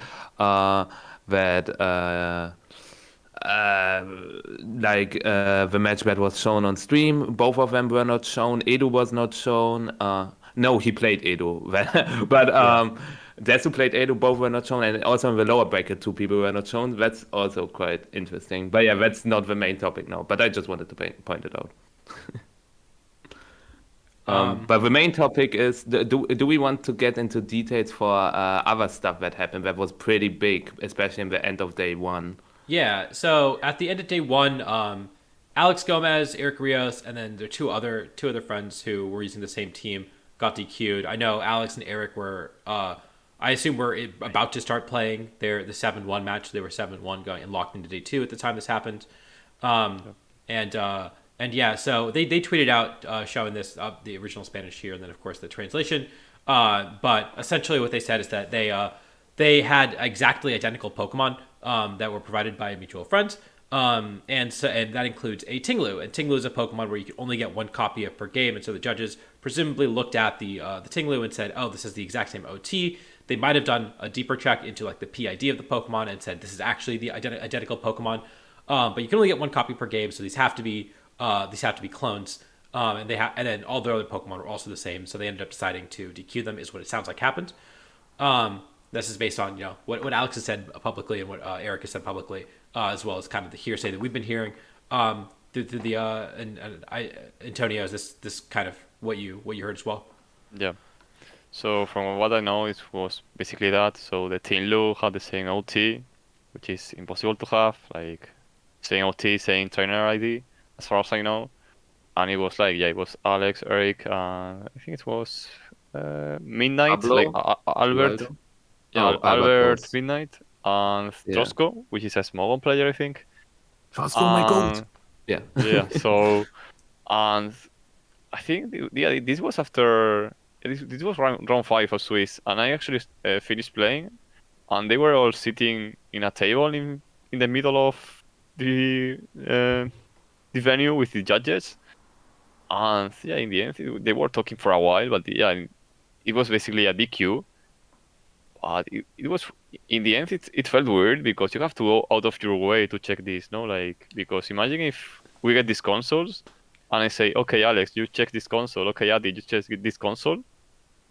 You have to go out of your way and say, okay, I see this Tilu has the OT something, no? Like OT red. Mm-hmm. And then Adi has to realize, okay, and this Tilu also has the OT red. So it's like they went out of their way to check this or something like that. But Yeah. it might just be... That's the thing, because they wouldn't like let's say they wouldn't like put you check you and then check my team right after and then see this happening. So they were thinking about something like this, and that's just weird, I think. So They were being far more investigative, it seems. I think the thing that my personal take is, and again, at the end of the day, people do need to just kind of get their mons legitimately. But I think the staff at this event were putting a lot more effort into cracking down on different ways to catch people for illegal Pokemon. Whether it was tracing down that this person had Pokemon that didn't have that you can only get in the DLC, but they don't have it, or people having the same trainer IDs for the people that use the exact same team. And so I think that they were just, it seems that it was like probably the staff or the judges that were doing the checks were far more insistent. Right. I think that's. I Go ahead. heard a rumor that someone else got DQ'd because they had an Incineroar and maybe a Rillaboom with their own OT, but they didn't own the DLC, and it was like a wild caught Pokemon, and that was another way that like that's not something that a hack check is going to catch. That's something that you have to manually check to see that, oh, they don't have the DLC. That's something I can see in game. And also, this is a Pokemon that you can only catch in the overworld with the DLC. They also could legitimately hatch an egg in their game, right? So it's like that very specific combination of things that, again, the judges have to be like looking for this, and they have to like really be looking for this to catch that, because that is something that is super super easy to overlook. And so it is interesting that they seemingly are doing a lot more investigative work in their manual hack checks and not just looking at the automated hack checks they used to use. Yeah. Also, what happened to Eric and Alex? I think it's weird. Like I don't know. Did this happen in other regionals before that? Like people who spend time together get hack checked back to back? Because imagine they hack checked Eric after round 6 and then Alex after round 9, then they probably wouldn't have noticed, right? So was this a thing before that, like people who are friends or close together get hack checked back to back? I don't know if that's a thing. They did go on stream back to back, right? Or like one round apart. I mean, I never saw this happening before. That's why I was a bit confused about it. But no, and they can't do this for everyone using the same team, because people use the exact same team. Not exactly this literal, but like, right? We use the same 6 Pokemon with the same EV spreads and whatnot regularly, and so I'm surprised that they like this. If they have to check everyone who uses the same team as someone else, they're going to be checking a lot of people and cross-checking a lot, right? So they had to have some sort of suspicion about this. They had to kind of come across this somewhat randomly, or they had that's to the know. weird part about it. Yeah. Now, what I will say is, as far as I know, this is the first time that someone has gotten DQ'd or lost a Pokemon for using cloned Pokemon that are otherwise legal. As far as I know, this is the first time that they ever banned that. The rules, in my opinion, are a little ambiguous about cloned Pokemon, and this to me is concerning for two reasons. The first reason is that if you are trying to trade for Pokemon, the biggest communities for trading Pokemon, I think Smogon is one of the bigger ones, Smogon Wi-Fi, right? And there's also other places on the internet. Almost every single one, if you read the rules, explicitly say cloning Pokemon is allowed, right? And Play Pokemon has never established any sort of strict rules about it. So it's clear that even in the community that it's sort of no one really knows if cloned Pokemon are considered hacked Pokemon or not. I have used Pokemon from Smogon trade threads. This is the best way to get legitimate Pokemon in my eyes. But if now I'm being told that these Pokemon are illegal too, that is very scary because that makes it so much more difficult to trade for anyone's Pokemon because you can't check if it's cloned, right? Now, again, they only got DQ'd because it was cloned and because someone else was using the exact same Pokemon. But again, if I want to go into a trade thread and I want to use a cool Pokemon, right? This is their livelihood.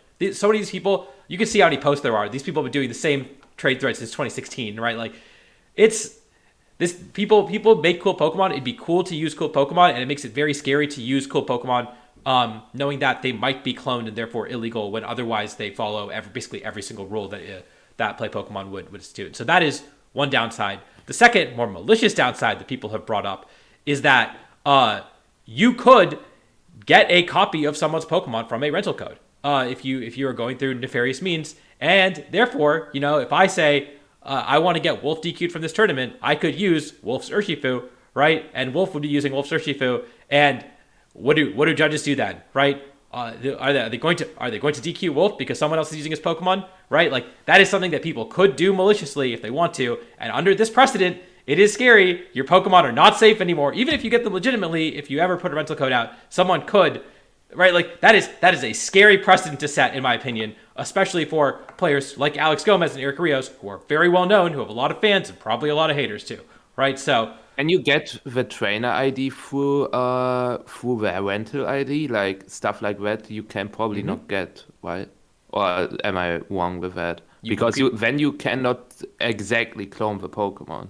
You can get exact all the data from the Pokemon from rental code. That's how Cophotics does his hack checks and stuff, right? Is he imports the rental code and looks at the base files. So you can do that. It is scary. It is a scary precedent to set. There's a reason. I think there's a good reason they never DQ'd anyone for cloning Pokemon before, because one, again, all these Pokemon right here that are legitimate Pokemon in my eyes and a legitimate Pokemon for most people's eyes would not be allowed, and two, that you could get someone DQ'd, and that's a scary idea, right? So, I don't know. That is my fear about this sort of like I want to call it a new rule because it hasn't been enforced before, right? And I don't know. That is spooky to me personally, right? And on top of the fact that like it is, man, if you are really now forced to buy multiple copies of the game. Again, I've always thought of cloning Pokemon as fine because of these grassroots threads that indicate that it's fine because these are the rules that we've been sort of working under, and because no one's ever been DQ'd for them before, they are legitimate Pokemon in my eyes, right? They're copies I forgot, of Adi, Pokemon. So no one has mentioned to this point just version exclusives, if we haven't mentioned that yet. Yeah, like not even just like, needing other games like Sword and Shield or whatever to get a Tornadus or a Legends Arceus to get an Enamorus. But, I have Scarlet and Violet, and so if I want to use an Iron Crown team, I'm going to have to rely on somebody who has Violet and the DLC. And worse, Rhydon and Koraidon, which you can only catch one of, right? Like, go ahead. Yeah, no, Iron Crown is also another one of. Yeah, you can only get one Iron Crown too. And so I have to find somebody who's willing to let me have theirs for a tournament, or like, hopefully that they didn't like clone it or get it illegally or anything. And I'm not gonna like buy another copy of the game. So yeah, it's just yeah. Agreed. It's very unfortunate, and I think the clone cloning some top players' Pokemon and running it in a tournament was like a funny thing that I was mentioning in the chat too. Adi, is just like I really hope that this was just a one-off. Like the staff were just really going hard for this tournament. We don't see this set as a future precedent or anything. You technically get 2 of the box legendaries. Oh yeah. Wait, Wait, maybe Ali's example was bad. Anyways, 2 of them? Oh wait, okay, well. All right. Yeah, Iron Crown. Fine. Iron. You want to use Iron Crown? sure. What's But it like for the TCG? problem You still can't use remains. fake cards in the TCG. Fake, no. fake cards aren't allowed. There's no equivalent to cloning in the TCG. That's the point, right? I agree. I mean- don't hack your Pokemon, right? You gotta have Pokemon. Don't You hack get your caught. cards either. That's on you, right? You can't use proxies in the TCG, but there's no equivalent to cloning, and cloning is again by and large accepted within the legitimate Pokemon community. So that's the scary part to me. I mean, is there a difference between like cloning and genning, or is that basically the same? Oh, somebody just mentioned you can get multiple saves. That's true. You can restart the game and play on a new profile. Walking Wake is another important one to point out. Yeah, because it was an event one. When this current is that one gone? By the way, I caught my Walking It is Wake. It gone, is, it yeah, is. for 3 weeks now. Yeah. Good morning. So so yeah, if you want to use Walking Wake in a tournament and you just now realize that, but forgot to get it back then, maybe because you were like, oh, I don't need one, or that Pokemon's bad, but now you're like, wait, it's actually really cool. You're just shit out of luck. Yeah, Wow, out of luck. Yeah, that's insane. You have to rely on somebody else to give you the Pokemon. That Pokemon was a pretty extreme example of them breaking some precedents they've had in the past. Though having to get the past Tornadus and stuff is also just really annoying. And for what it's worth, if 2 people have identical Fluttermanes, are they going to look at the PIDs to check that the Fluttermanes are exactly identical, or are they going to say, we can catch 2 Fluttermanes with the same IVs in the same game, right? Like that is, I don't know if that's going to be. I think the Tinglu specifically is the Pokemon that caught them off, but I don't know. Like I know I see Nerdiv now talking about Pokemon from Emerald version. I'm like, yeah, first off, you can also clone Pokemon in Emerald version. There's a glitch for that, right? But also, yeah, you can catch this Pokemon with the same PID. I don't think it's going to be a concern for any Pokemon that are from Emerald. I think it's only going to be from the latest game. Yeah. Oh yeah, Pokemon from raids are also kind of the same, huh? They do have different IDs though. It'd have your own ID. Probably. But they have the same PID, so you can catch multiple with the exact same PID. True, yeah. So, but those are not 1 per game, with the exception of Walking Wake, I think, right? So, and Iron Leaves. So, Let's move on from this though, because I feel like we could spend a lot of time talking about it. But at the end of the day, the rules are there, and we do have to follow them. Unfortunately, I wish I'm they were more hoping- clear about the rules, but yes. I do wish that they gave us more information, because I think, yeah, the last thing I do want to say on it is if we keep seeing DQs without full explanations of what to do, they're trying to avoid it because. Honestly, the literal reason is probably what happened with Gavin. Gavin got DQ'd, and Gavin informed the community of what he did wrong, and they banned him for it. It's no longer lifetime ban, but they don't want to see that happen again. They don't want people to inform people how to get around the hack checks. And yeah, I think the reality is if people get DQ'd for reasons they can't even, get explained to them, they'll just quit. I think people will just stop playing. You want people to I get want around to the point hack out. checks. Go ahead. Yeah. I want to point out that that's more or less what was happening from what I was being told. Like, people were getting DQ'd, but they didn't have much explanation to what happened to their Pokemon. So in a way, yeah, it reminded me of what happened to Gavin Michaels. They don't want to tell you what went wrong because they don't want you to fix it or to tell people how to fix it. No, so yeah, kind of a tricky situation in a way. Can't even learn from our mistakes. I hate it because it's bad for the game. It's bad for the game when Eric Rios and Alex Gomez get DQ'd. They are signed players. They are some of the most well-known players in Europe. You want them to be playing in these tournaments and show their face and all that stuff. It is a bad look for the game, and it doesn't happen if people know what they can, have a better explanation of what they're getting checked for, right? Then regardless of what they're trying. Do you think all of a sudden Alex and Eric are going to get their Pokemon legitimately if they didn't in the past, right? No, they're just going to do a better job hacking, so. But you don't want these people to get DQ'd. It's a bad thing for them to get DQ'd. Similarly, it's a bad look for Desu to have 4 Pokemon on stream, right? Like So bad. This tournament was like some of the worst optics ever. Congrats on winning this one, Rahxen. Let's go. But it was also the biggest one as well in Europe. Also, the But biggest one in the EU. Such terrible optics on it. Like, congrats, Roxon. Man, it's so unfortunate. This is the one that you This guys is, have your this name is on. almost as bad as the Worse? last tournament with bad optics at the World Championships, right? like, True. what was worse now? What was the reason why they just didn't remove the Ting Lu? Was it like because they said cloning is even worse than what the others did, or? What happened is that everything was cloned, so it was a clone on a Pokemon by Pokemon basis. So It was everything- not just the Ting Lu; it was every. Yeah, the whole Tinlu was the thing. most obvious one because obviously you Okay. you cannot catch two Tinlu, but Okay, I see. I thought it was just the Ting Lu, but then okay, yeah, I see. Anyways, Never mind then. we can move on from this topic. There are some other very cool teams that did very well at this tournament. We talked We about. also got to be mindful of. Adi, we got to be mindful of the time. We're getting towards the. Oh shit! Yeah, we later are. part. All right. Let's We let's. We can talk about teams really quick. Let's just everybody. If there's any teams in day 2 that have not yet gotten mentioned or pointed out, feel free to mention them now. Anybody in the chat, or of course, the people in the call here. Let's talk about. Everyone gets exactly one. Yeah, everyone gets one. There was that snow team. I just saw it at a glance. There was 2 Weezings in day 2. We don't have to talk about the team specifically, but 2 Weezings made day 2. Let's talk about the snow one though. It has sheer cold. It went 10-4, right? Yes, it They was went 10-4. 17th as well. There was 17th. No. There was one Articuno the entire tournament, and it made day 2, and it went 10-4, just like I think there might have been 2 at Charlotte, but yeah, there was. Maybe it's the play. It's been doing well. Back to back. You see this first move on this Articuno? I was gonna say I'm not to shit on your pick, Pokemon Ranger Emerald, but you shouted out Blood Moon, and I'm like, that Pokemon's just good. What do you mean? But I guess the fact, I think it's more noteworthy to point out that its deepest run was only top 16, so that yeah, is not pretty top noteworthy. 8.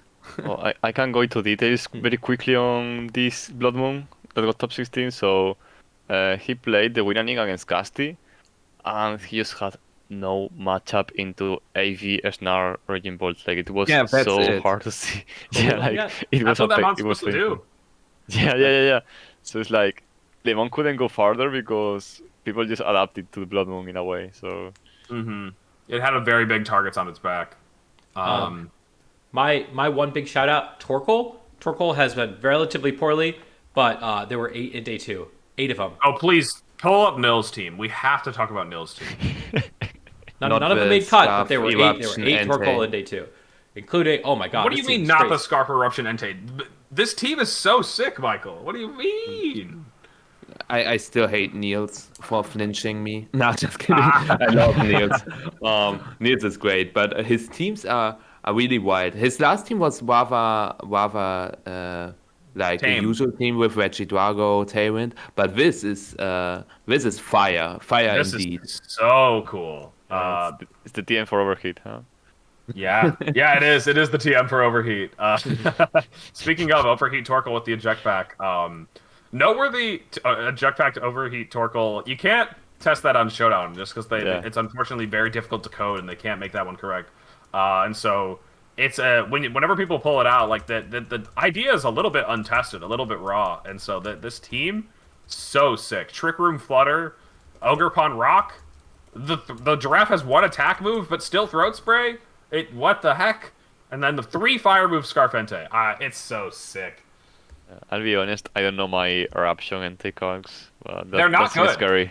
They're not good. I was building it for the GC. I think with Terrafire and Sun, they have to be good, especially with Helping Hand. It needs the helping hand. I was like, because I was trying to do Sunny Day with a Prankster Scarf Pokemon, and a Prankster Pokemon with Scarfente running it, and testing for the global challenge. It needs the helping hand to KO Fluttermane with Terrafire Eruption. So, but that will get there. That will get there against a Fluttermane, and then you also have the option to click these very strong Sun boosted physical moves to deal with Fluttermane. And God forbid there's you have to speed pray- booster Fluttermane. Yeah, you have to pray for no speed boost. Yeah. Yep. That's very fair. Yeah, the team has some very cool stuff. Unfortunate that it couldn't go deeper. I think there was at least 2 appearances of it and some other similar stuff in day 2 as well. Um, Yeah, if yeah, I so had to pick another one one. last team, it's Jack Clark's. Jack, amazing player. He also had an Entei, but a choice band Entei, with not Terra Normal, and overall a pretty interesting team. The upper hand is Soul West, Okie Dokie, with Goldango once again, with the president coming back. Um, but also not like follow me Ogapon, which you usually see with Nasty Block, Goldango, and the screen setup, but also a Sword Stance Ogapon. So a lot of setup, and then just try to win with probably setup and tailwind, I think. Oh my god, these two teams are bringing so much memories from Strong Shield because the Eject Factor Cool which I used and the Grisnell which I also used, like, oh my god, people are just going crazy. I don't think Grisnell is that good in this format, but I don't know. It's very, I don't know. There is too much Urshifu. It's weird. It's weird. I don't know. Oh no, it's Yeah. I think that Jack tweeted out saying he got a triple protect to win his winning in. So, sometimes, Well, we take sometimes those. we all have different routes, but what matters is where you end up at the end of the day. yeah, yeah. Exactly. Yeah, Top so you made 32. it. You're the only Smeargle in day 2. That's awesome. Wait, where's the? Let's look at it really quick. Just No, because it versus took time to stop Smeargle. on I the stream. hate Smeargle. Yeah, Smeargle is a devious Pokemon. Patrick Dawson. Oh yeah. So this is kind of like. Wow. This is just Wait, no, this I is don't know. Ian's team, right? Oh, the Endeavor. Or the Enzo team. Yo, Endeavor. I remember What is talking this? about this. This is so sick. It is not. Please, no. Well, congrats on your first day too. Endeavor is pretty cool. Oh, this is Technician too. I think that who is it? It was Technician for the fake. Moody is bad. Let's be honest. Moody is bad. No, You don't want to rely on Moody. Also, Also, Patrick said, guess the EVs and IVs. Wait, this is Technician. That's Yeah. crazy. Yeah. I played Ian McLaughlin round 1 of Charlotte, and his Smeargle game 2 got to +6 Spadef, and I couldn't kill it with my Fluttermane Shiyu. So Dang. I don't know, dude. Yes. Moody. What's with Spadef? 35? 20? I think it's 35. Wait a gotta minute. look You up. gotta have max attack, I believe. in it. 45. 20 attack is also pretty nice. Wait, it was Brave, like for Trick Room too? What the heck? This is crazy. Oh my god.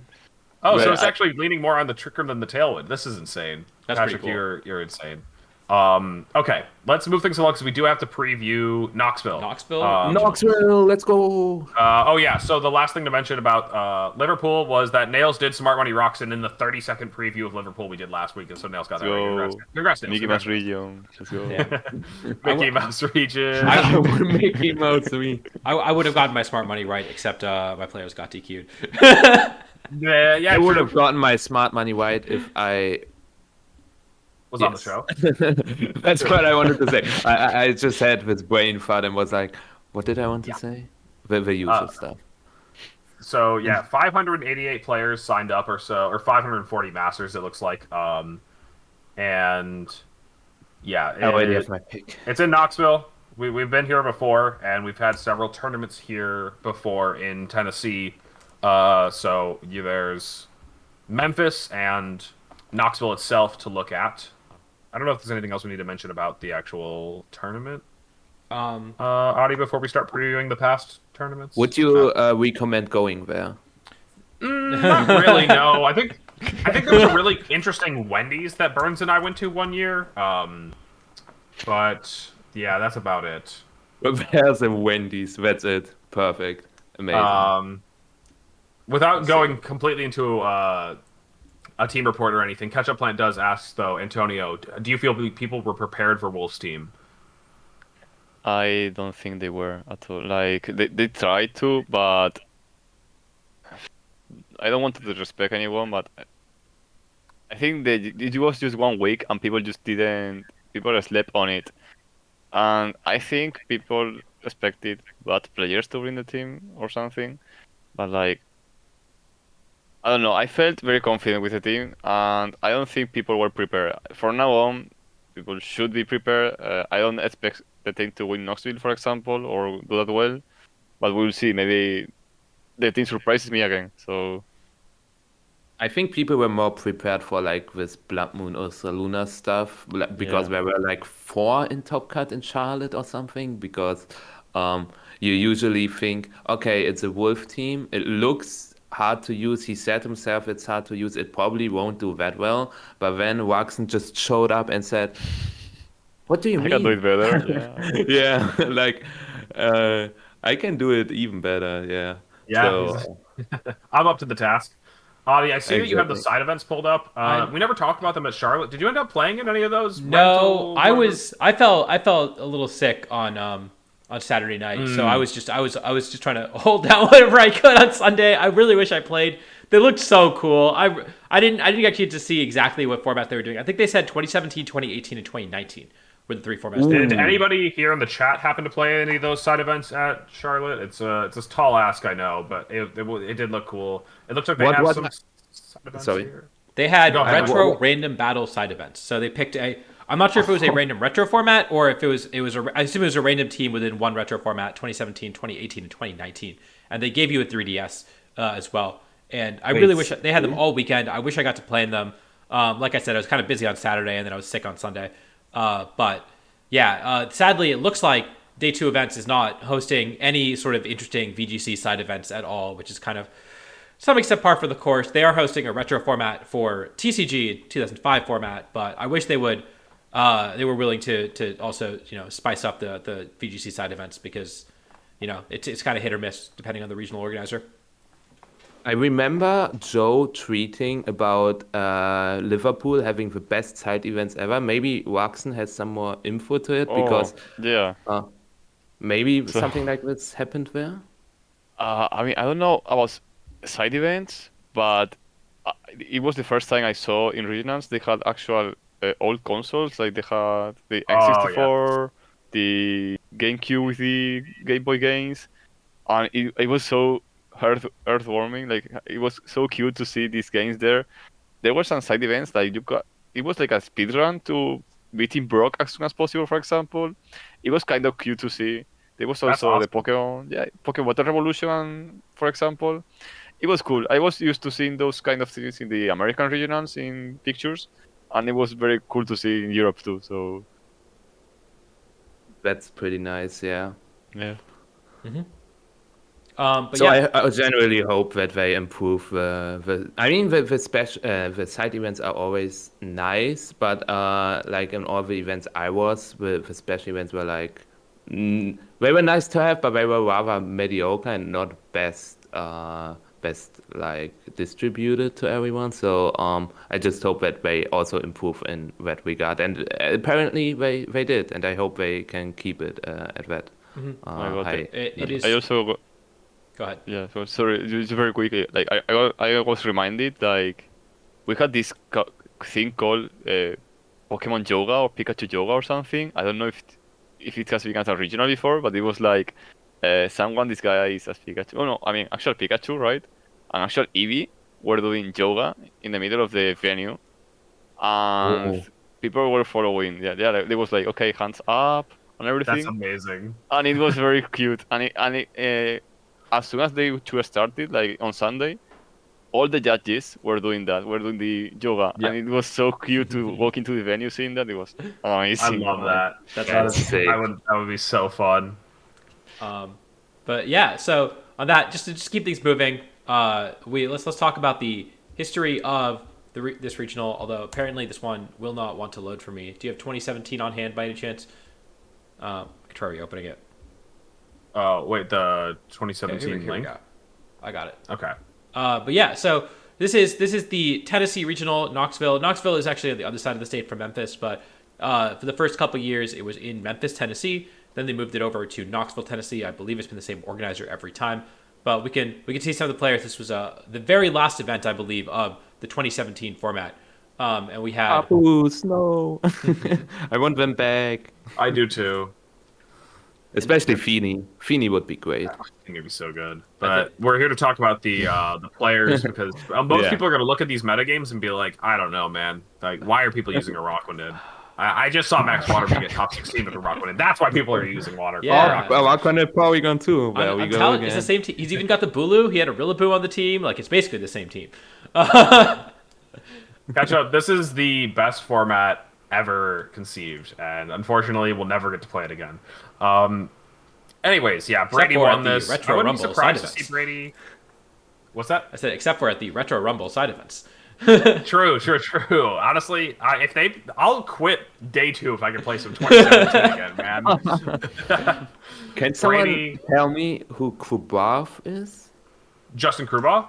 Yeah. He's in Yeah, top too. Justin Krubaugh. He's in Tub, but he's not very active in the VGC scene right now, and very likely won't be going. You'll actually see his name in the next 2 appearances. I think in Memphis, he top cut both of them, but probably not in attendance. Brady, Rahxen, Nails. I think Nails and Rahxen are going for sure. Yep. Ethan Simpson, Light Horror, and I believe that's Ken. And Tyler Miller, who I recognize by Tyler Miller, yeah. Some just we're mostly here to get some inspiration for names on who we want to pick for our smart money. So let's go ahead and move on to Memphis round 2, won by Ashton over J-Rod in the finals. This is with the Mirror maybe team. the Was this Max Attack Lunala? This is the regional that Max Attack Lunala won and got second. Okay.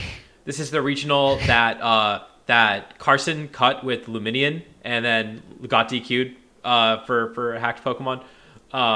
So very one of the more interesting regionals ever, despite only having 90 players. But yeah, this is the Max Attack Lunala that Ashton won with.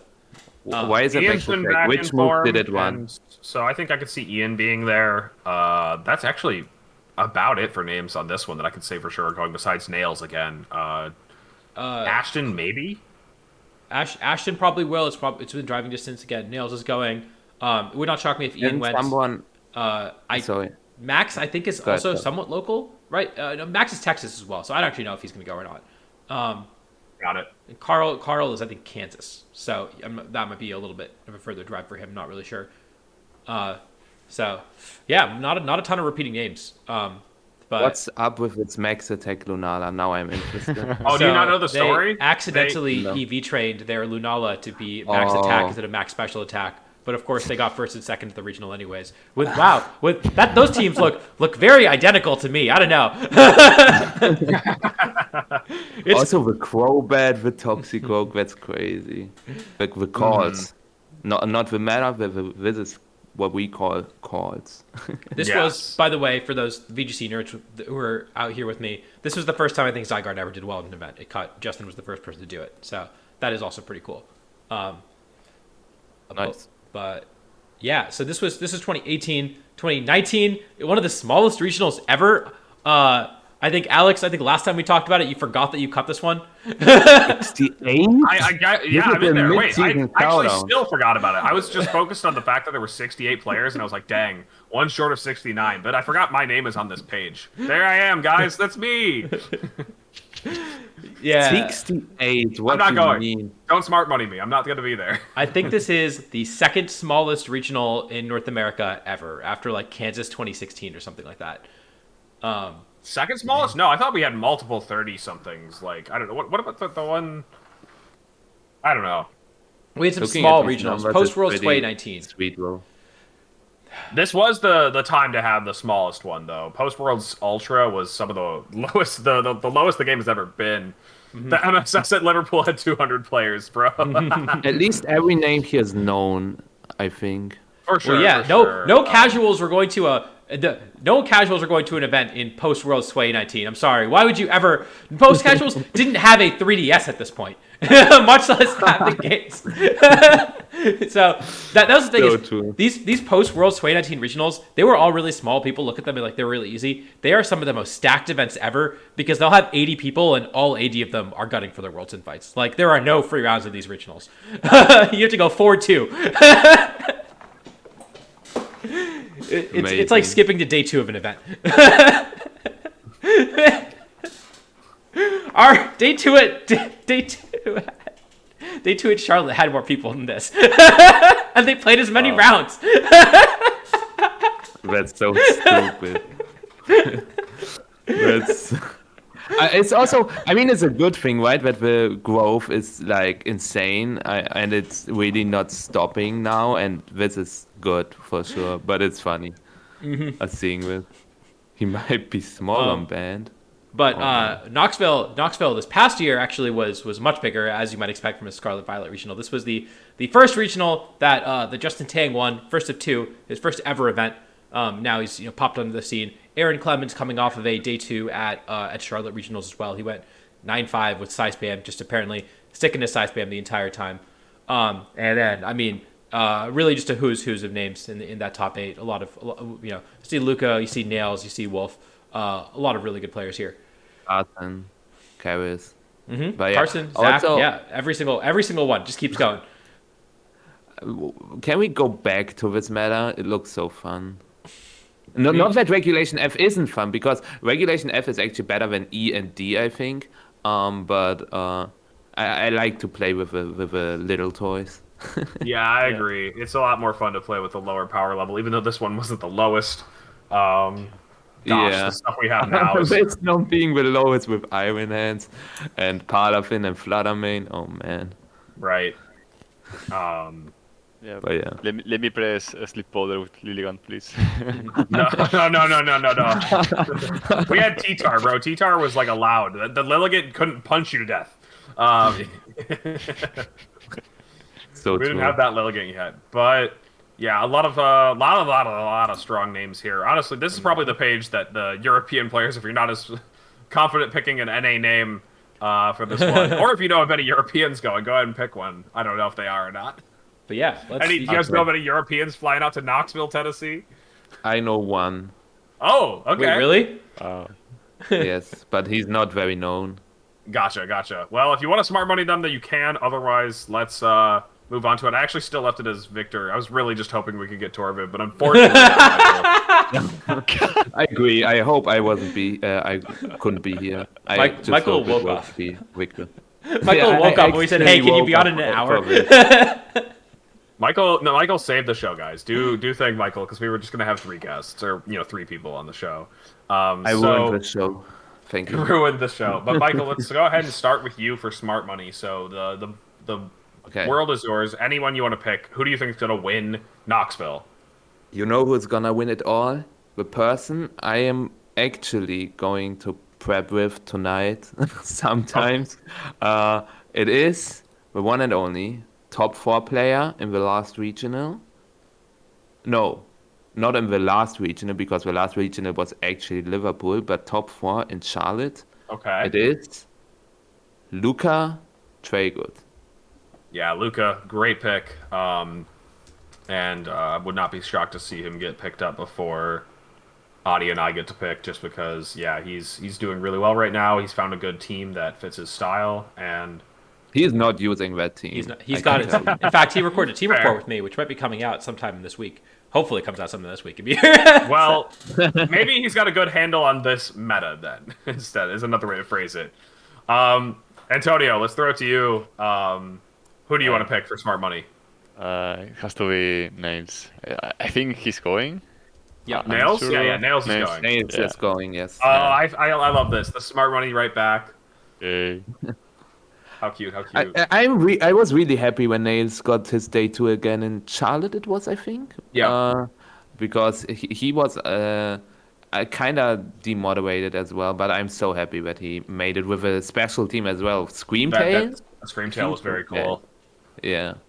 So I really hope he does well again. No one running Screamtail's winning a regional. I'm sorry, it's not going to happen. Don't worry, I don't think Nick's going to run it again. All right, Alex, you're up. All right. Would it be boring if I picked the same one as last time? I didn't, hit big, but I kind of want to just pick Paul Chua again. Like, he's just... I know he's going. It's funny because I always name Paul Chua when he's not going, but I know Paul's going. Mm-hmm. So let's pick Paul. I was actually going to pick Paul, but it's all right. It's all right. I got... You thought you were safe until the last vote, but now you got to have your backup. That's fine. I got someone. Yeah. Of course, I have a backup. My boy's so high, but I think he's coming off of a really strong performance at Charlotte Regionals. Premier Challenge. Oh, sorry. He is Yeah, he is sorry. coming off a Premier Challenge win. He won a Premier Challenge too this past weekend. So he's Let's go. feeling real good. I'm confident. I believe in him. I think he's hit his stride this format, and so I think Sohaib is going to get his first regional win. Knoxville tendency for people to win their first regional. So I think it's going to be Sohaib this time. Tubbers keep winning their first regional. I gotta poke fun just because he did tweet that he won a Premier Challenge. I'm like, you've probably won several Premier Challenges in your lifetime. Why are we celebrating this one? No offense, bro. That's sick. I'm happy for you. Man, I'm tweeting if I win a Premier he Challenge. BGC in the finals. I will tell every person who wins his first Premier Challenge ever that you hate people who tweet that. No, No. Yeah. That's a different story. Also, what's funny about Paul, his last game on stream was like this super fast game. You remember him against it was Joe? so good. What was this? I was literally shocked seeing both Joe and Paul logging in their moves after 3 seconds. It was like, it kept going. They just didn't stop. Go. That set was so good. Like, I remember Donald was like, wow, with these guys playing, VGC is actually watchable. Even like you don't have to you don't have to wait for the video to finish being uploaded so you can watch it on 2x speed. You can just watch them play. It was so sick, so insane. Yeah. All right. Now, last but not least, I know we're going a little over, but I hope you all have time for the Calc is right. Is that still good? It's fine. What about you, Rahxen? Yeah, that's fine. For sure. All right, All right. let's do it. Do you guys know the rules of the game? Michael, we've had you on before, but Rahxen, do you know how it goes? No. Okay, cool. No worries. So we'll have you go last. You got to think of a calc that you want to present to us to guess, and then when you're playing for somebody else's question, basically, you pick a number. So if I say how much does Fluttermane Moonblast do to Urshifu, you might say like, I don't know, 120%, and then so if it does 110% to 130%, you would get the point. You would be right. The points are just pointless, just to see how well you know your stuff. But you basically just pick a number in the percentage range. Pick a percentage. Does that make sense? Yeah. Right, yeah. You Okay, can go cool. very crazy. Like someone did Silk Scarf Technician, -1, Sword of Ruin, Mousehold, 8 hits, 1 crit, into Tinglu, Terra Steel. No, don't do that. Don't do that. You can also do usual stuff, okay? But And yeah, if you have anything inspired by your run, that's always good too. Any funny situations that you ran into where you're like, wow, I didn't expect this to KO or not KO or something. But Okay. I'll start off with just a meta relevant one because I don't know the numbers on this and I want to know. All right. How much does a Terra Normal Life Orb Blood Moon, max modest, do to an Assault Vest Raging Bolt with Blood Moon? And the Raging Bolt spread will just make it max HP for Spadef. I don't know what kind of bulk these Pokemon are running. With Assault Vest on the Raging Bolt. and It's your Life assumedly Orb? snarled. It's snarled the opposing Life Orb, Terra Normal, Blood Moon. Blood Moon is the attack as well. So it's -1. And it's -1 from a snarl. So let's see how much it does. All right. Who starts? I technically could play along because I don't know the answer either, but All right. let me go ahead and start. I'm going to start plugging it in while you guys figure out your guesses. So, oh yeah, another thing about it, Rahxen, is that you just kind of verbally confirm that you're ready, and then I will call on people. All right. Wait, okay, let me think. Adi, you said you're ready? I am ready. I'm ready to. All right. Okay, I'm ready. Okay. Let's go ahead and start with Michael. Okay. See, I gotta explain this. I No, know. don't explain it because you might help out the other Oh, contestants. okay. I'm locked in. I'm not changing my answer. Fair. Okay, I will explain after, if you let me explain, of Yeah, course. yeah. I go with 62. Okay, 62. Rahxen, what do you got? So, is it a range or just a number? No, you pick a Just a number number. in the range. So if it does 100 to Ah, okay, 120, you would pick the dead center 110 to give you the highest chance of being in there. Okay. 55. 55? Okay. Yeah. Adi? 69. 69. Go with the funny number. Okay. All right. Can I Michael, you want to give explain your before you explanation? show it? Yeah. Yeah. Because people evade their Rillaboom to survive exactly with Terra normal Blood Moon Calc, and they had to run max HP 152 Spadef to survive this on their AV Assault West Rillaboom. So I assumed, okay, Raging Bolt probably is a bit weaker than Rillaboom. That's why I went for 62. Is this the calc? Yeah, I think actually only one person ends up getting this Oh, right. it's even lower. Crazy. Wow. That is exactly what I was seeing. And so I think your Liverpool regional champion is the only one to get the point here. Knows his stuff, even though he wasn't using either of these Pokemon. Actually, Raging Bolt is bulkier than Rillaboom. You're right. Yeah, it is. Yeah. Yeah, it's a bulky guy. Okay, who is ready to go next? Anybody have one? I don't have one yet. I have one. All right. Adi's got one. Think of one. And right. Rahxen, if you could think of one as well. Yeah, I think. Okay. So I popped this up on screen for like a second. I don't know if y'all saw it. I don't think I did, so we're good. I did. No? Okay. So we were talking about this on stream. We have a power gem from a Choice Specs Fluttermane. Gosh. And it's helping hand boosted. Terra Rock? It's helping hand Basically, Terra Rock. it's helping hand boosted. It's not Terra Rock. Helping hand boosted. Let's say max special attack, timid. Max speed, max timid. Specs Fluttermane with helping hand power gem into and Incineroar. I'm gonna say Calc default Incineroar, which is 236, 124. Careful Incineroar. Ooh, so decently specially defensive. Yes. Okay. Okay, wait. I know the Calc. So this is Helping Hand. Yes. Our Two gem. special attack, specs. Specs Yes, Yeah. timid. timid. 52 timid. Okay. Okay.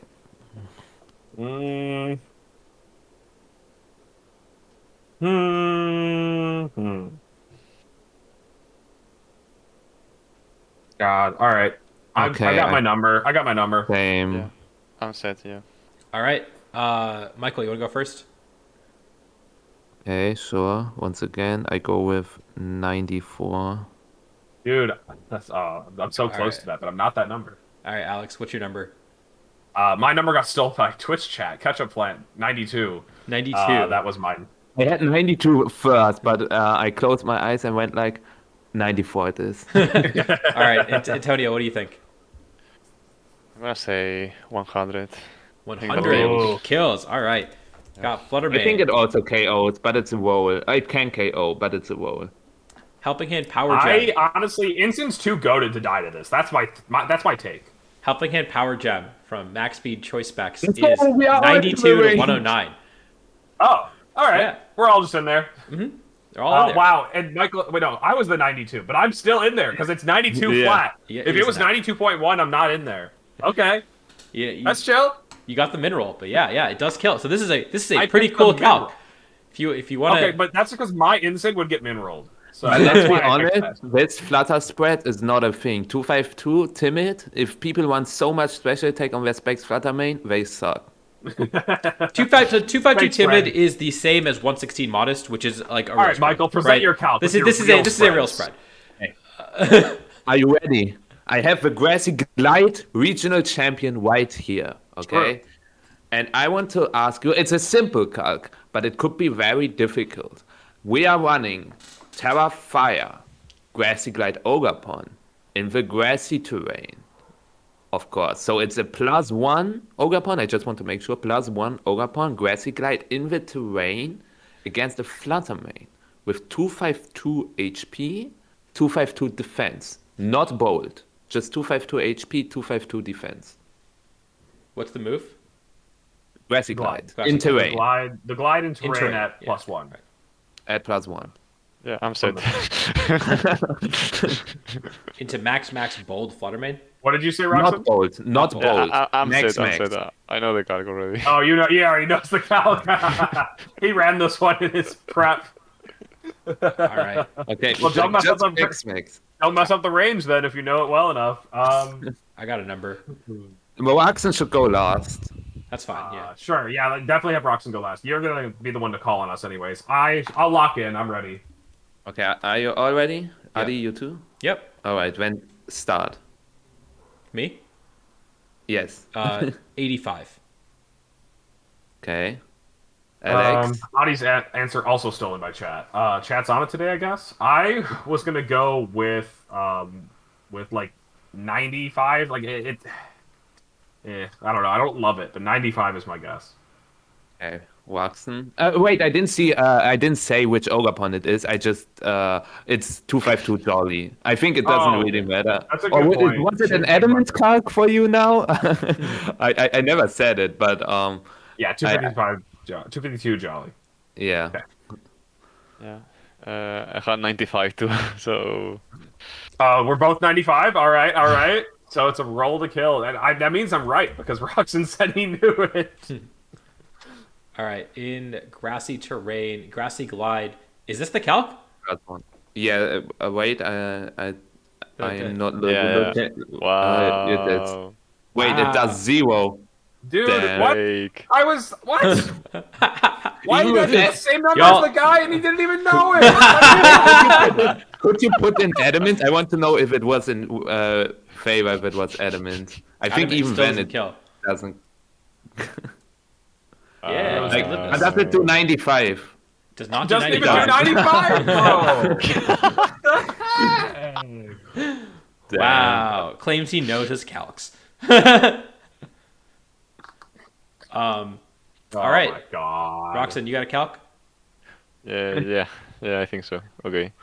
So we have an Urshifu Rapid Strike. Okay.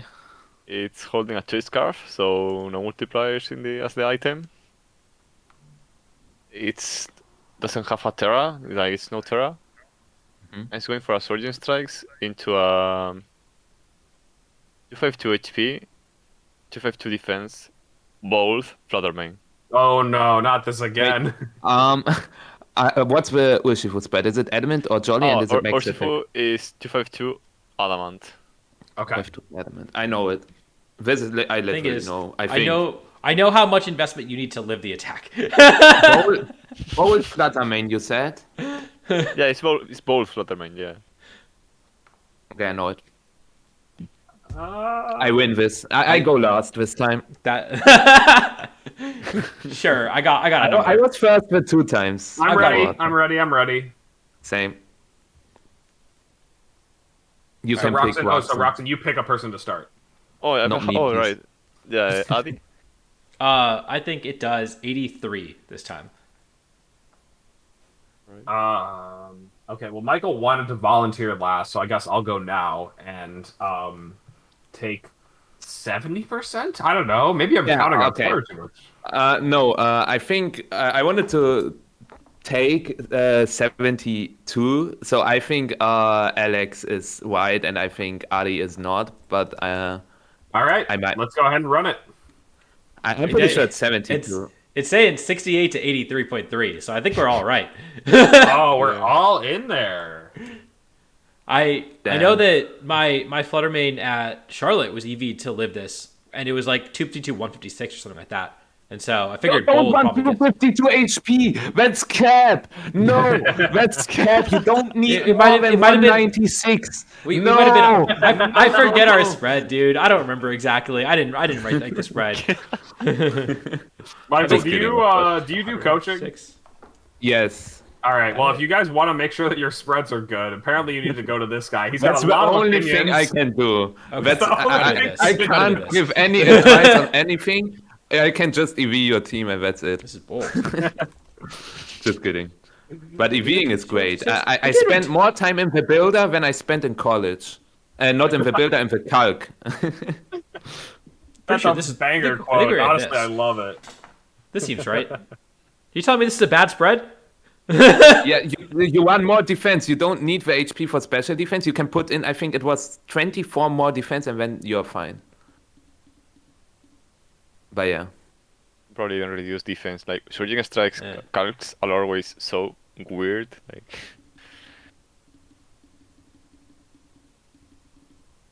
All That is right, a we're getting there. We're getting there. fire Yeah, quote. 204. Wow.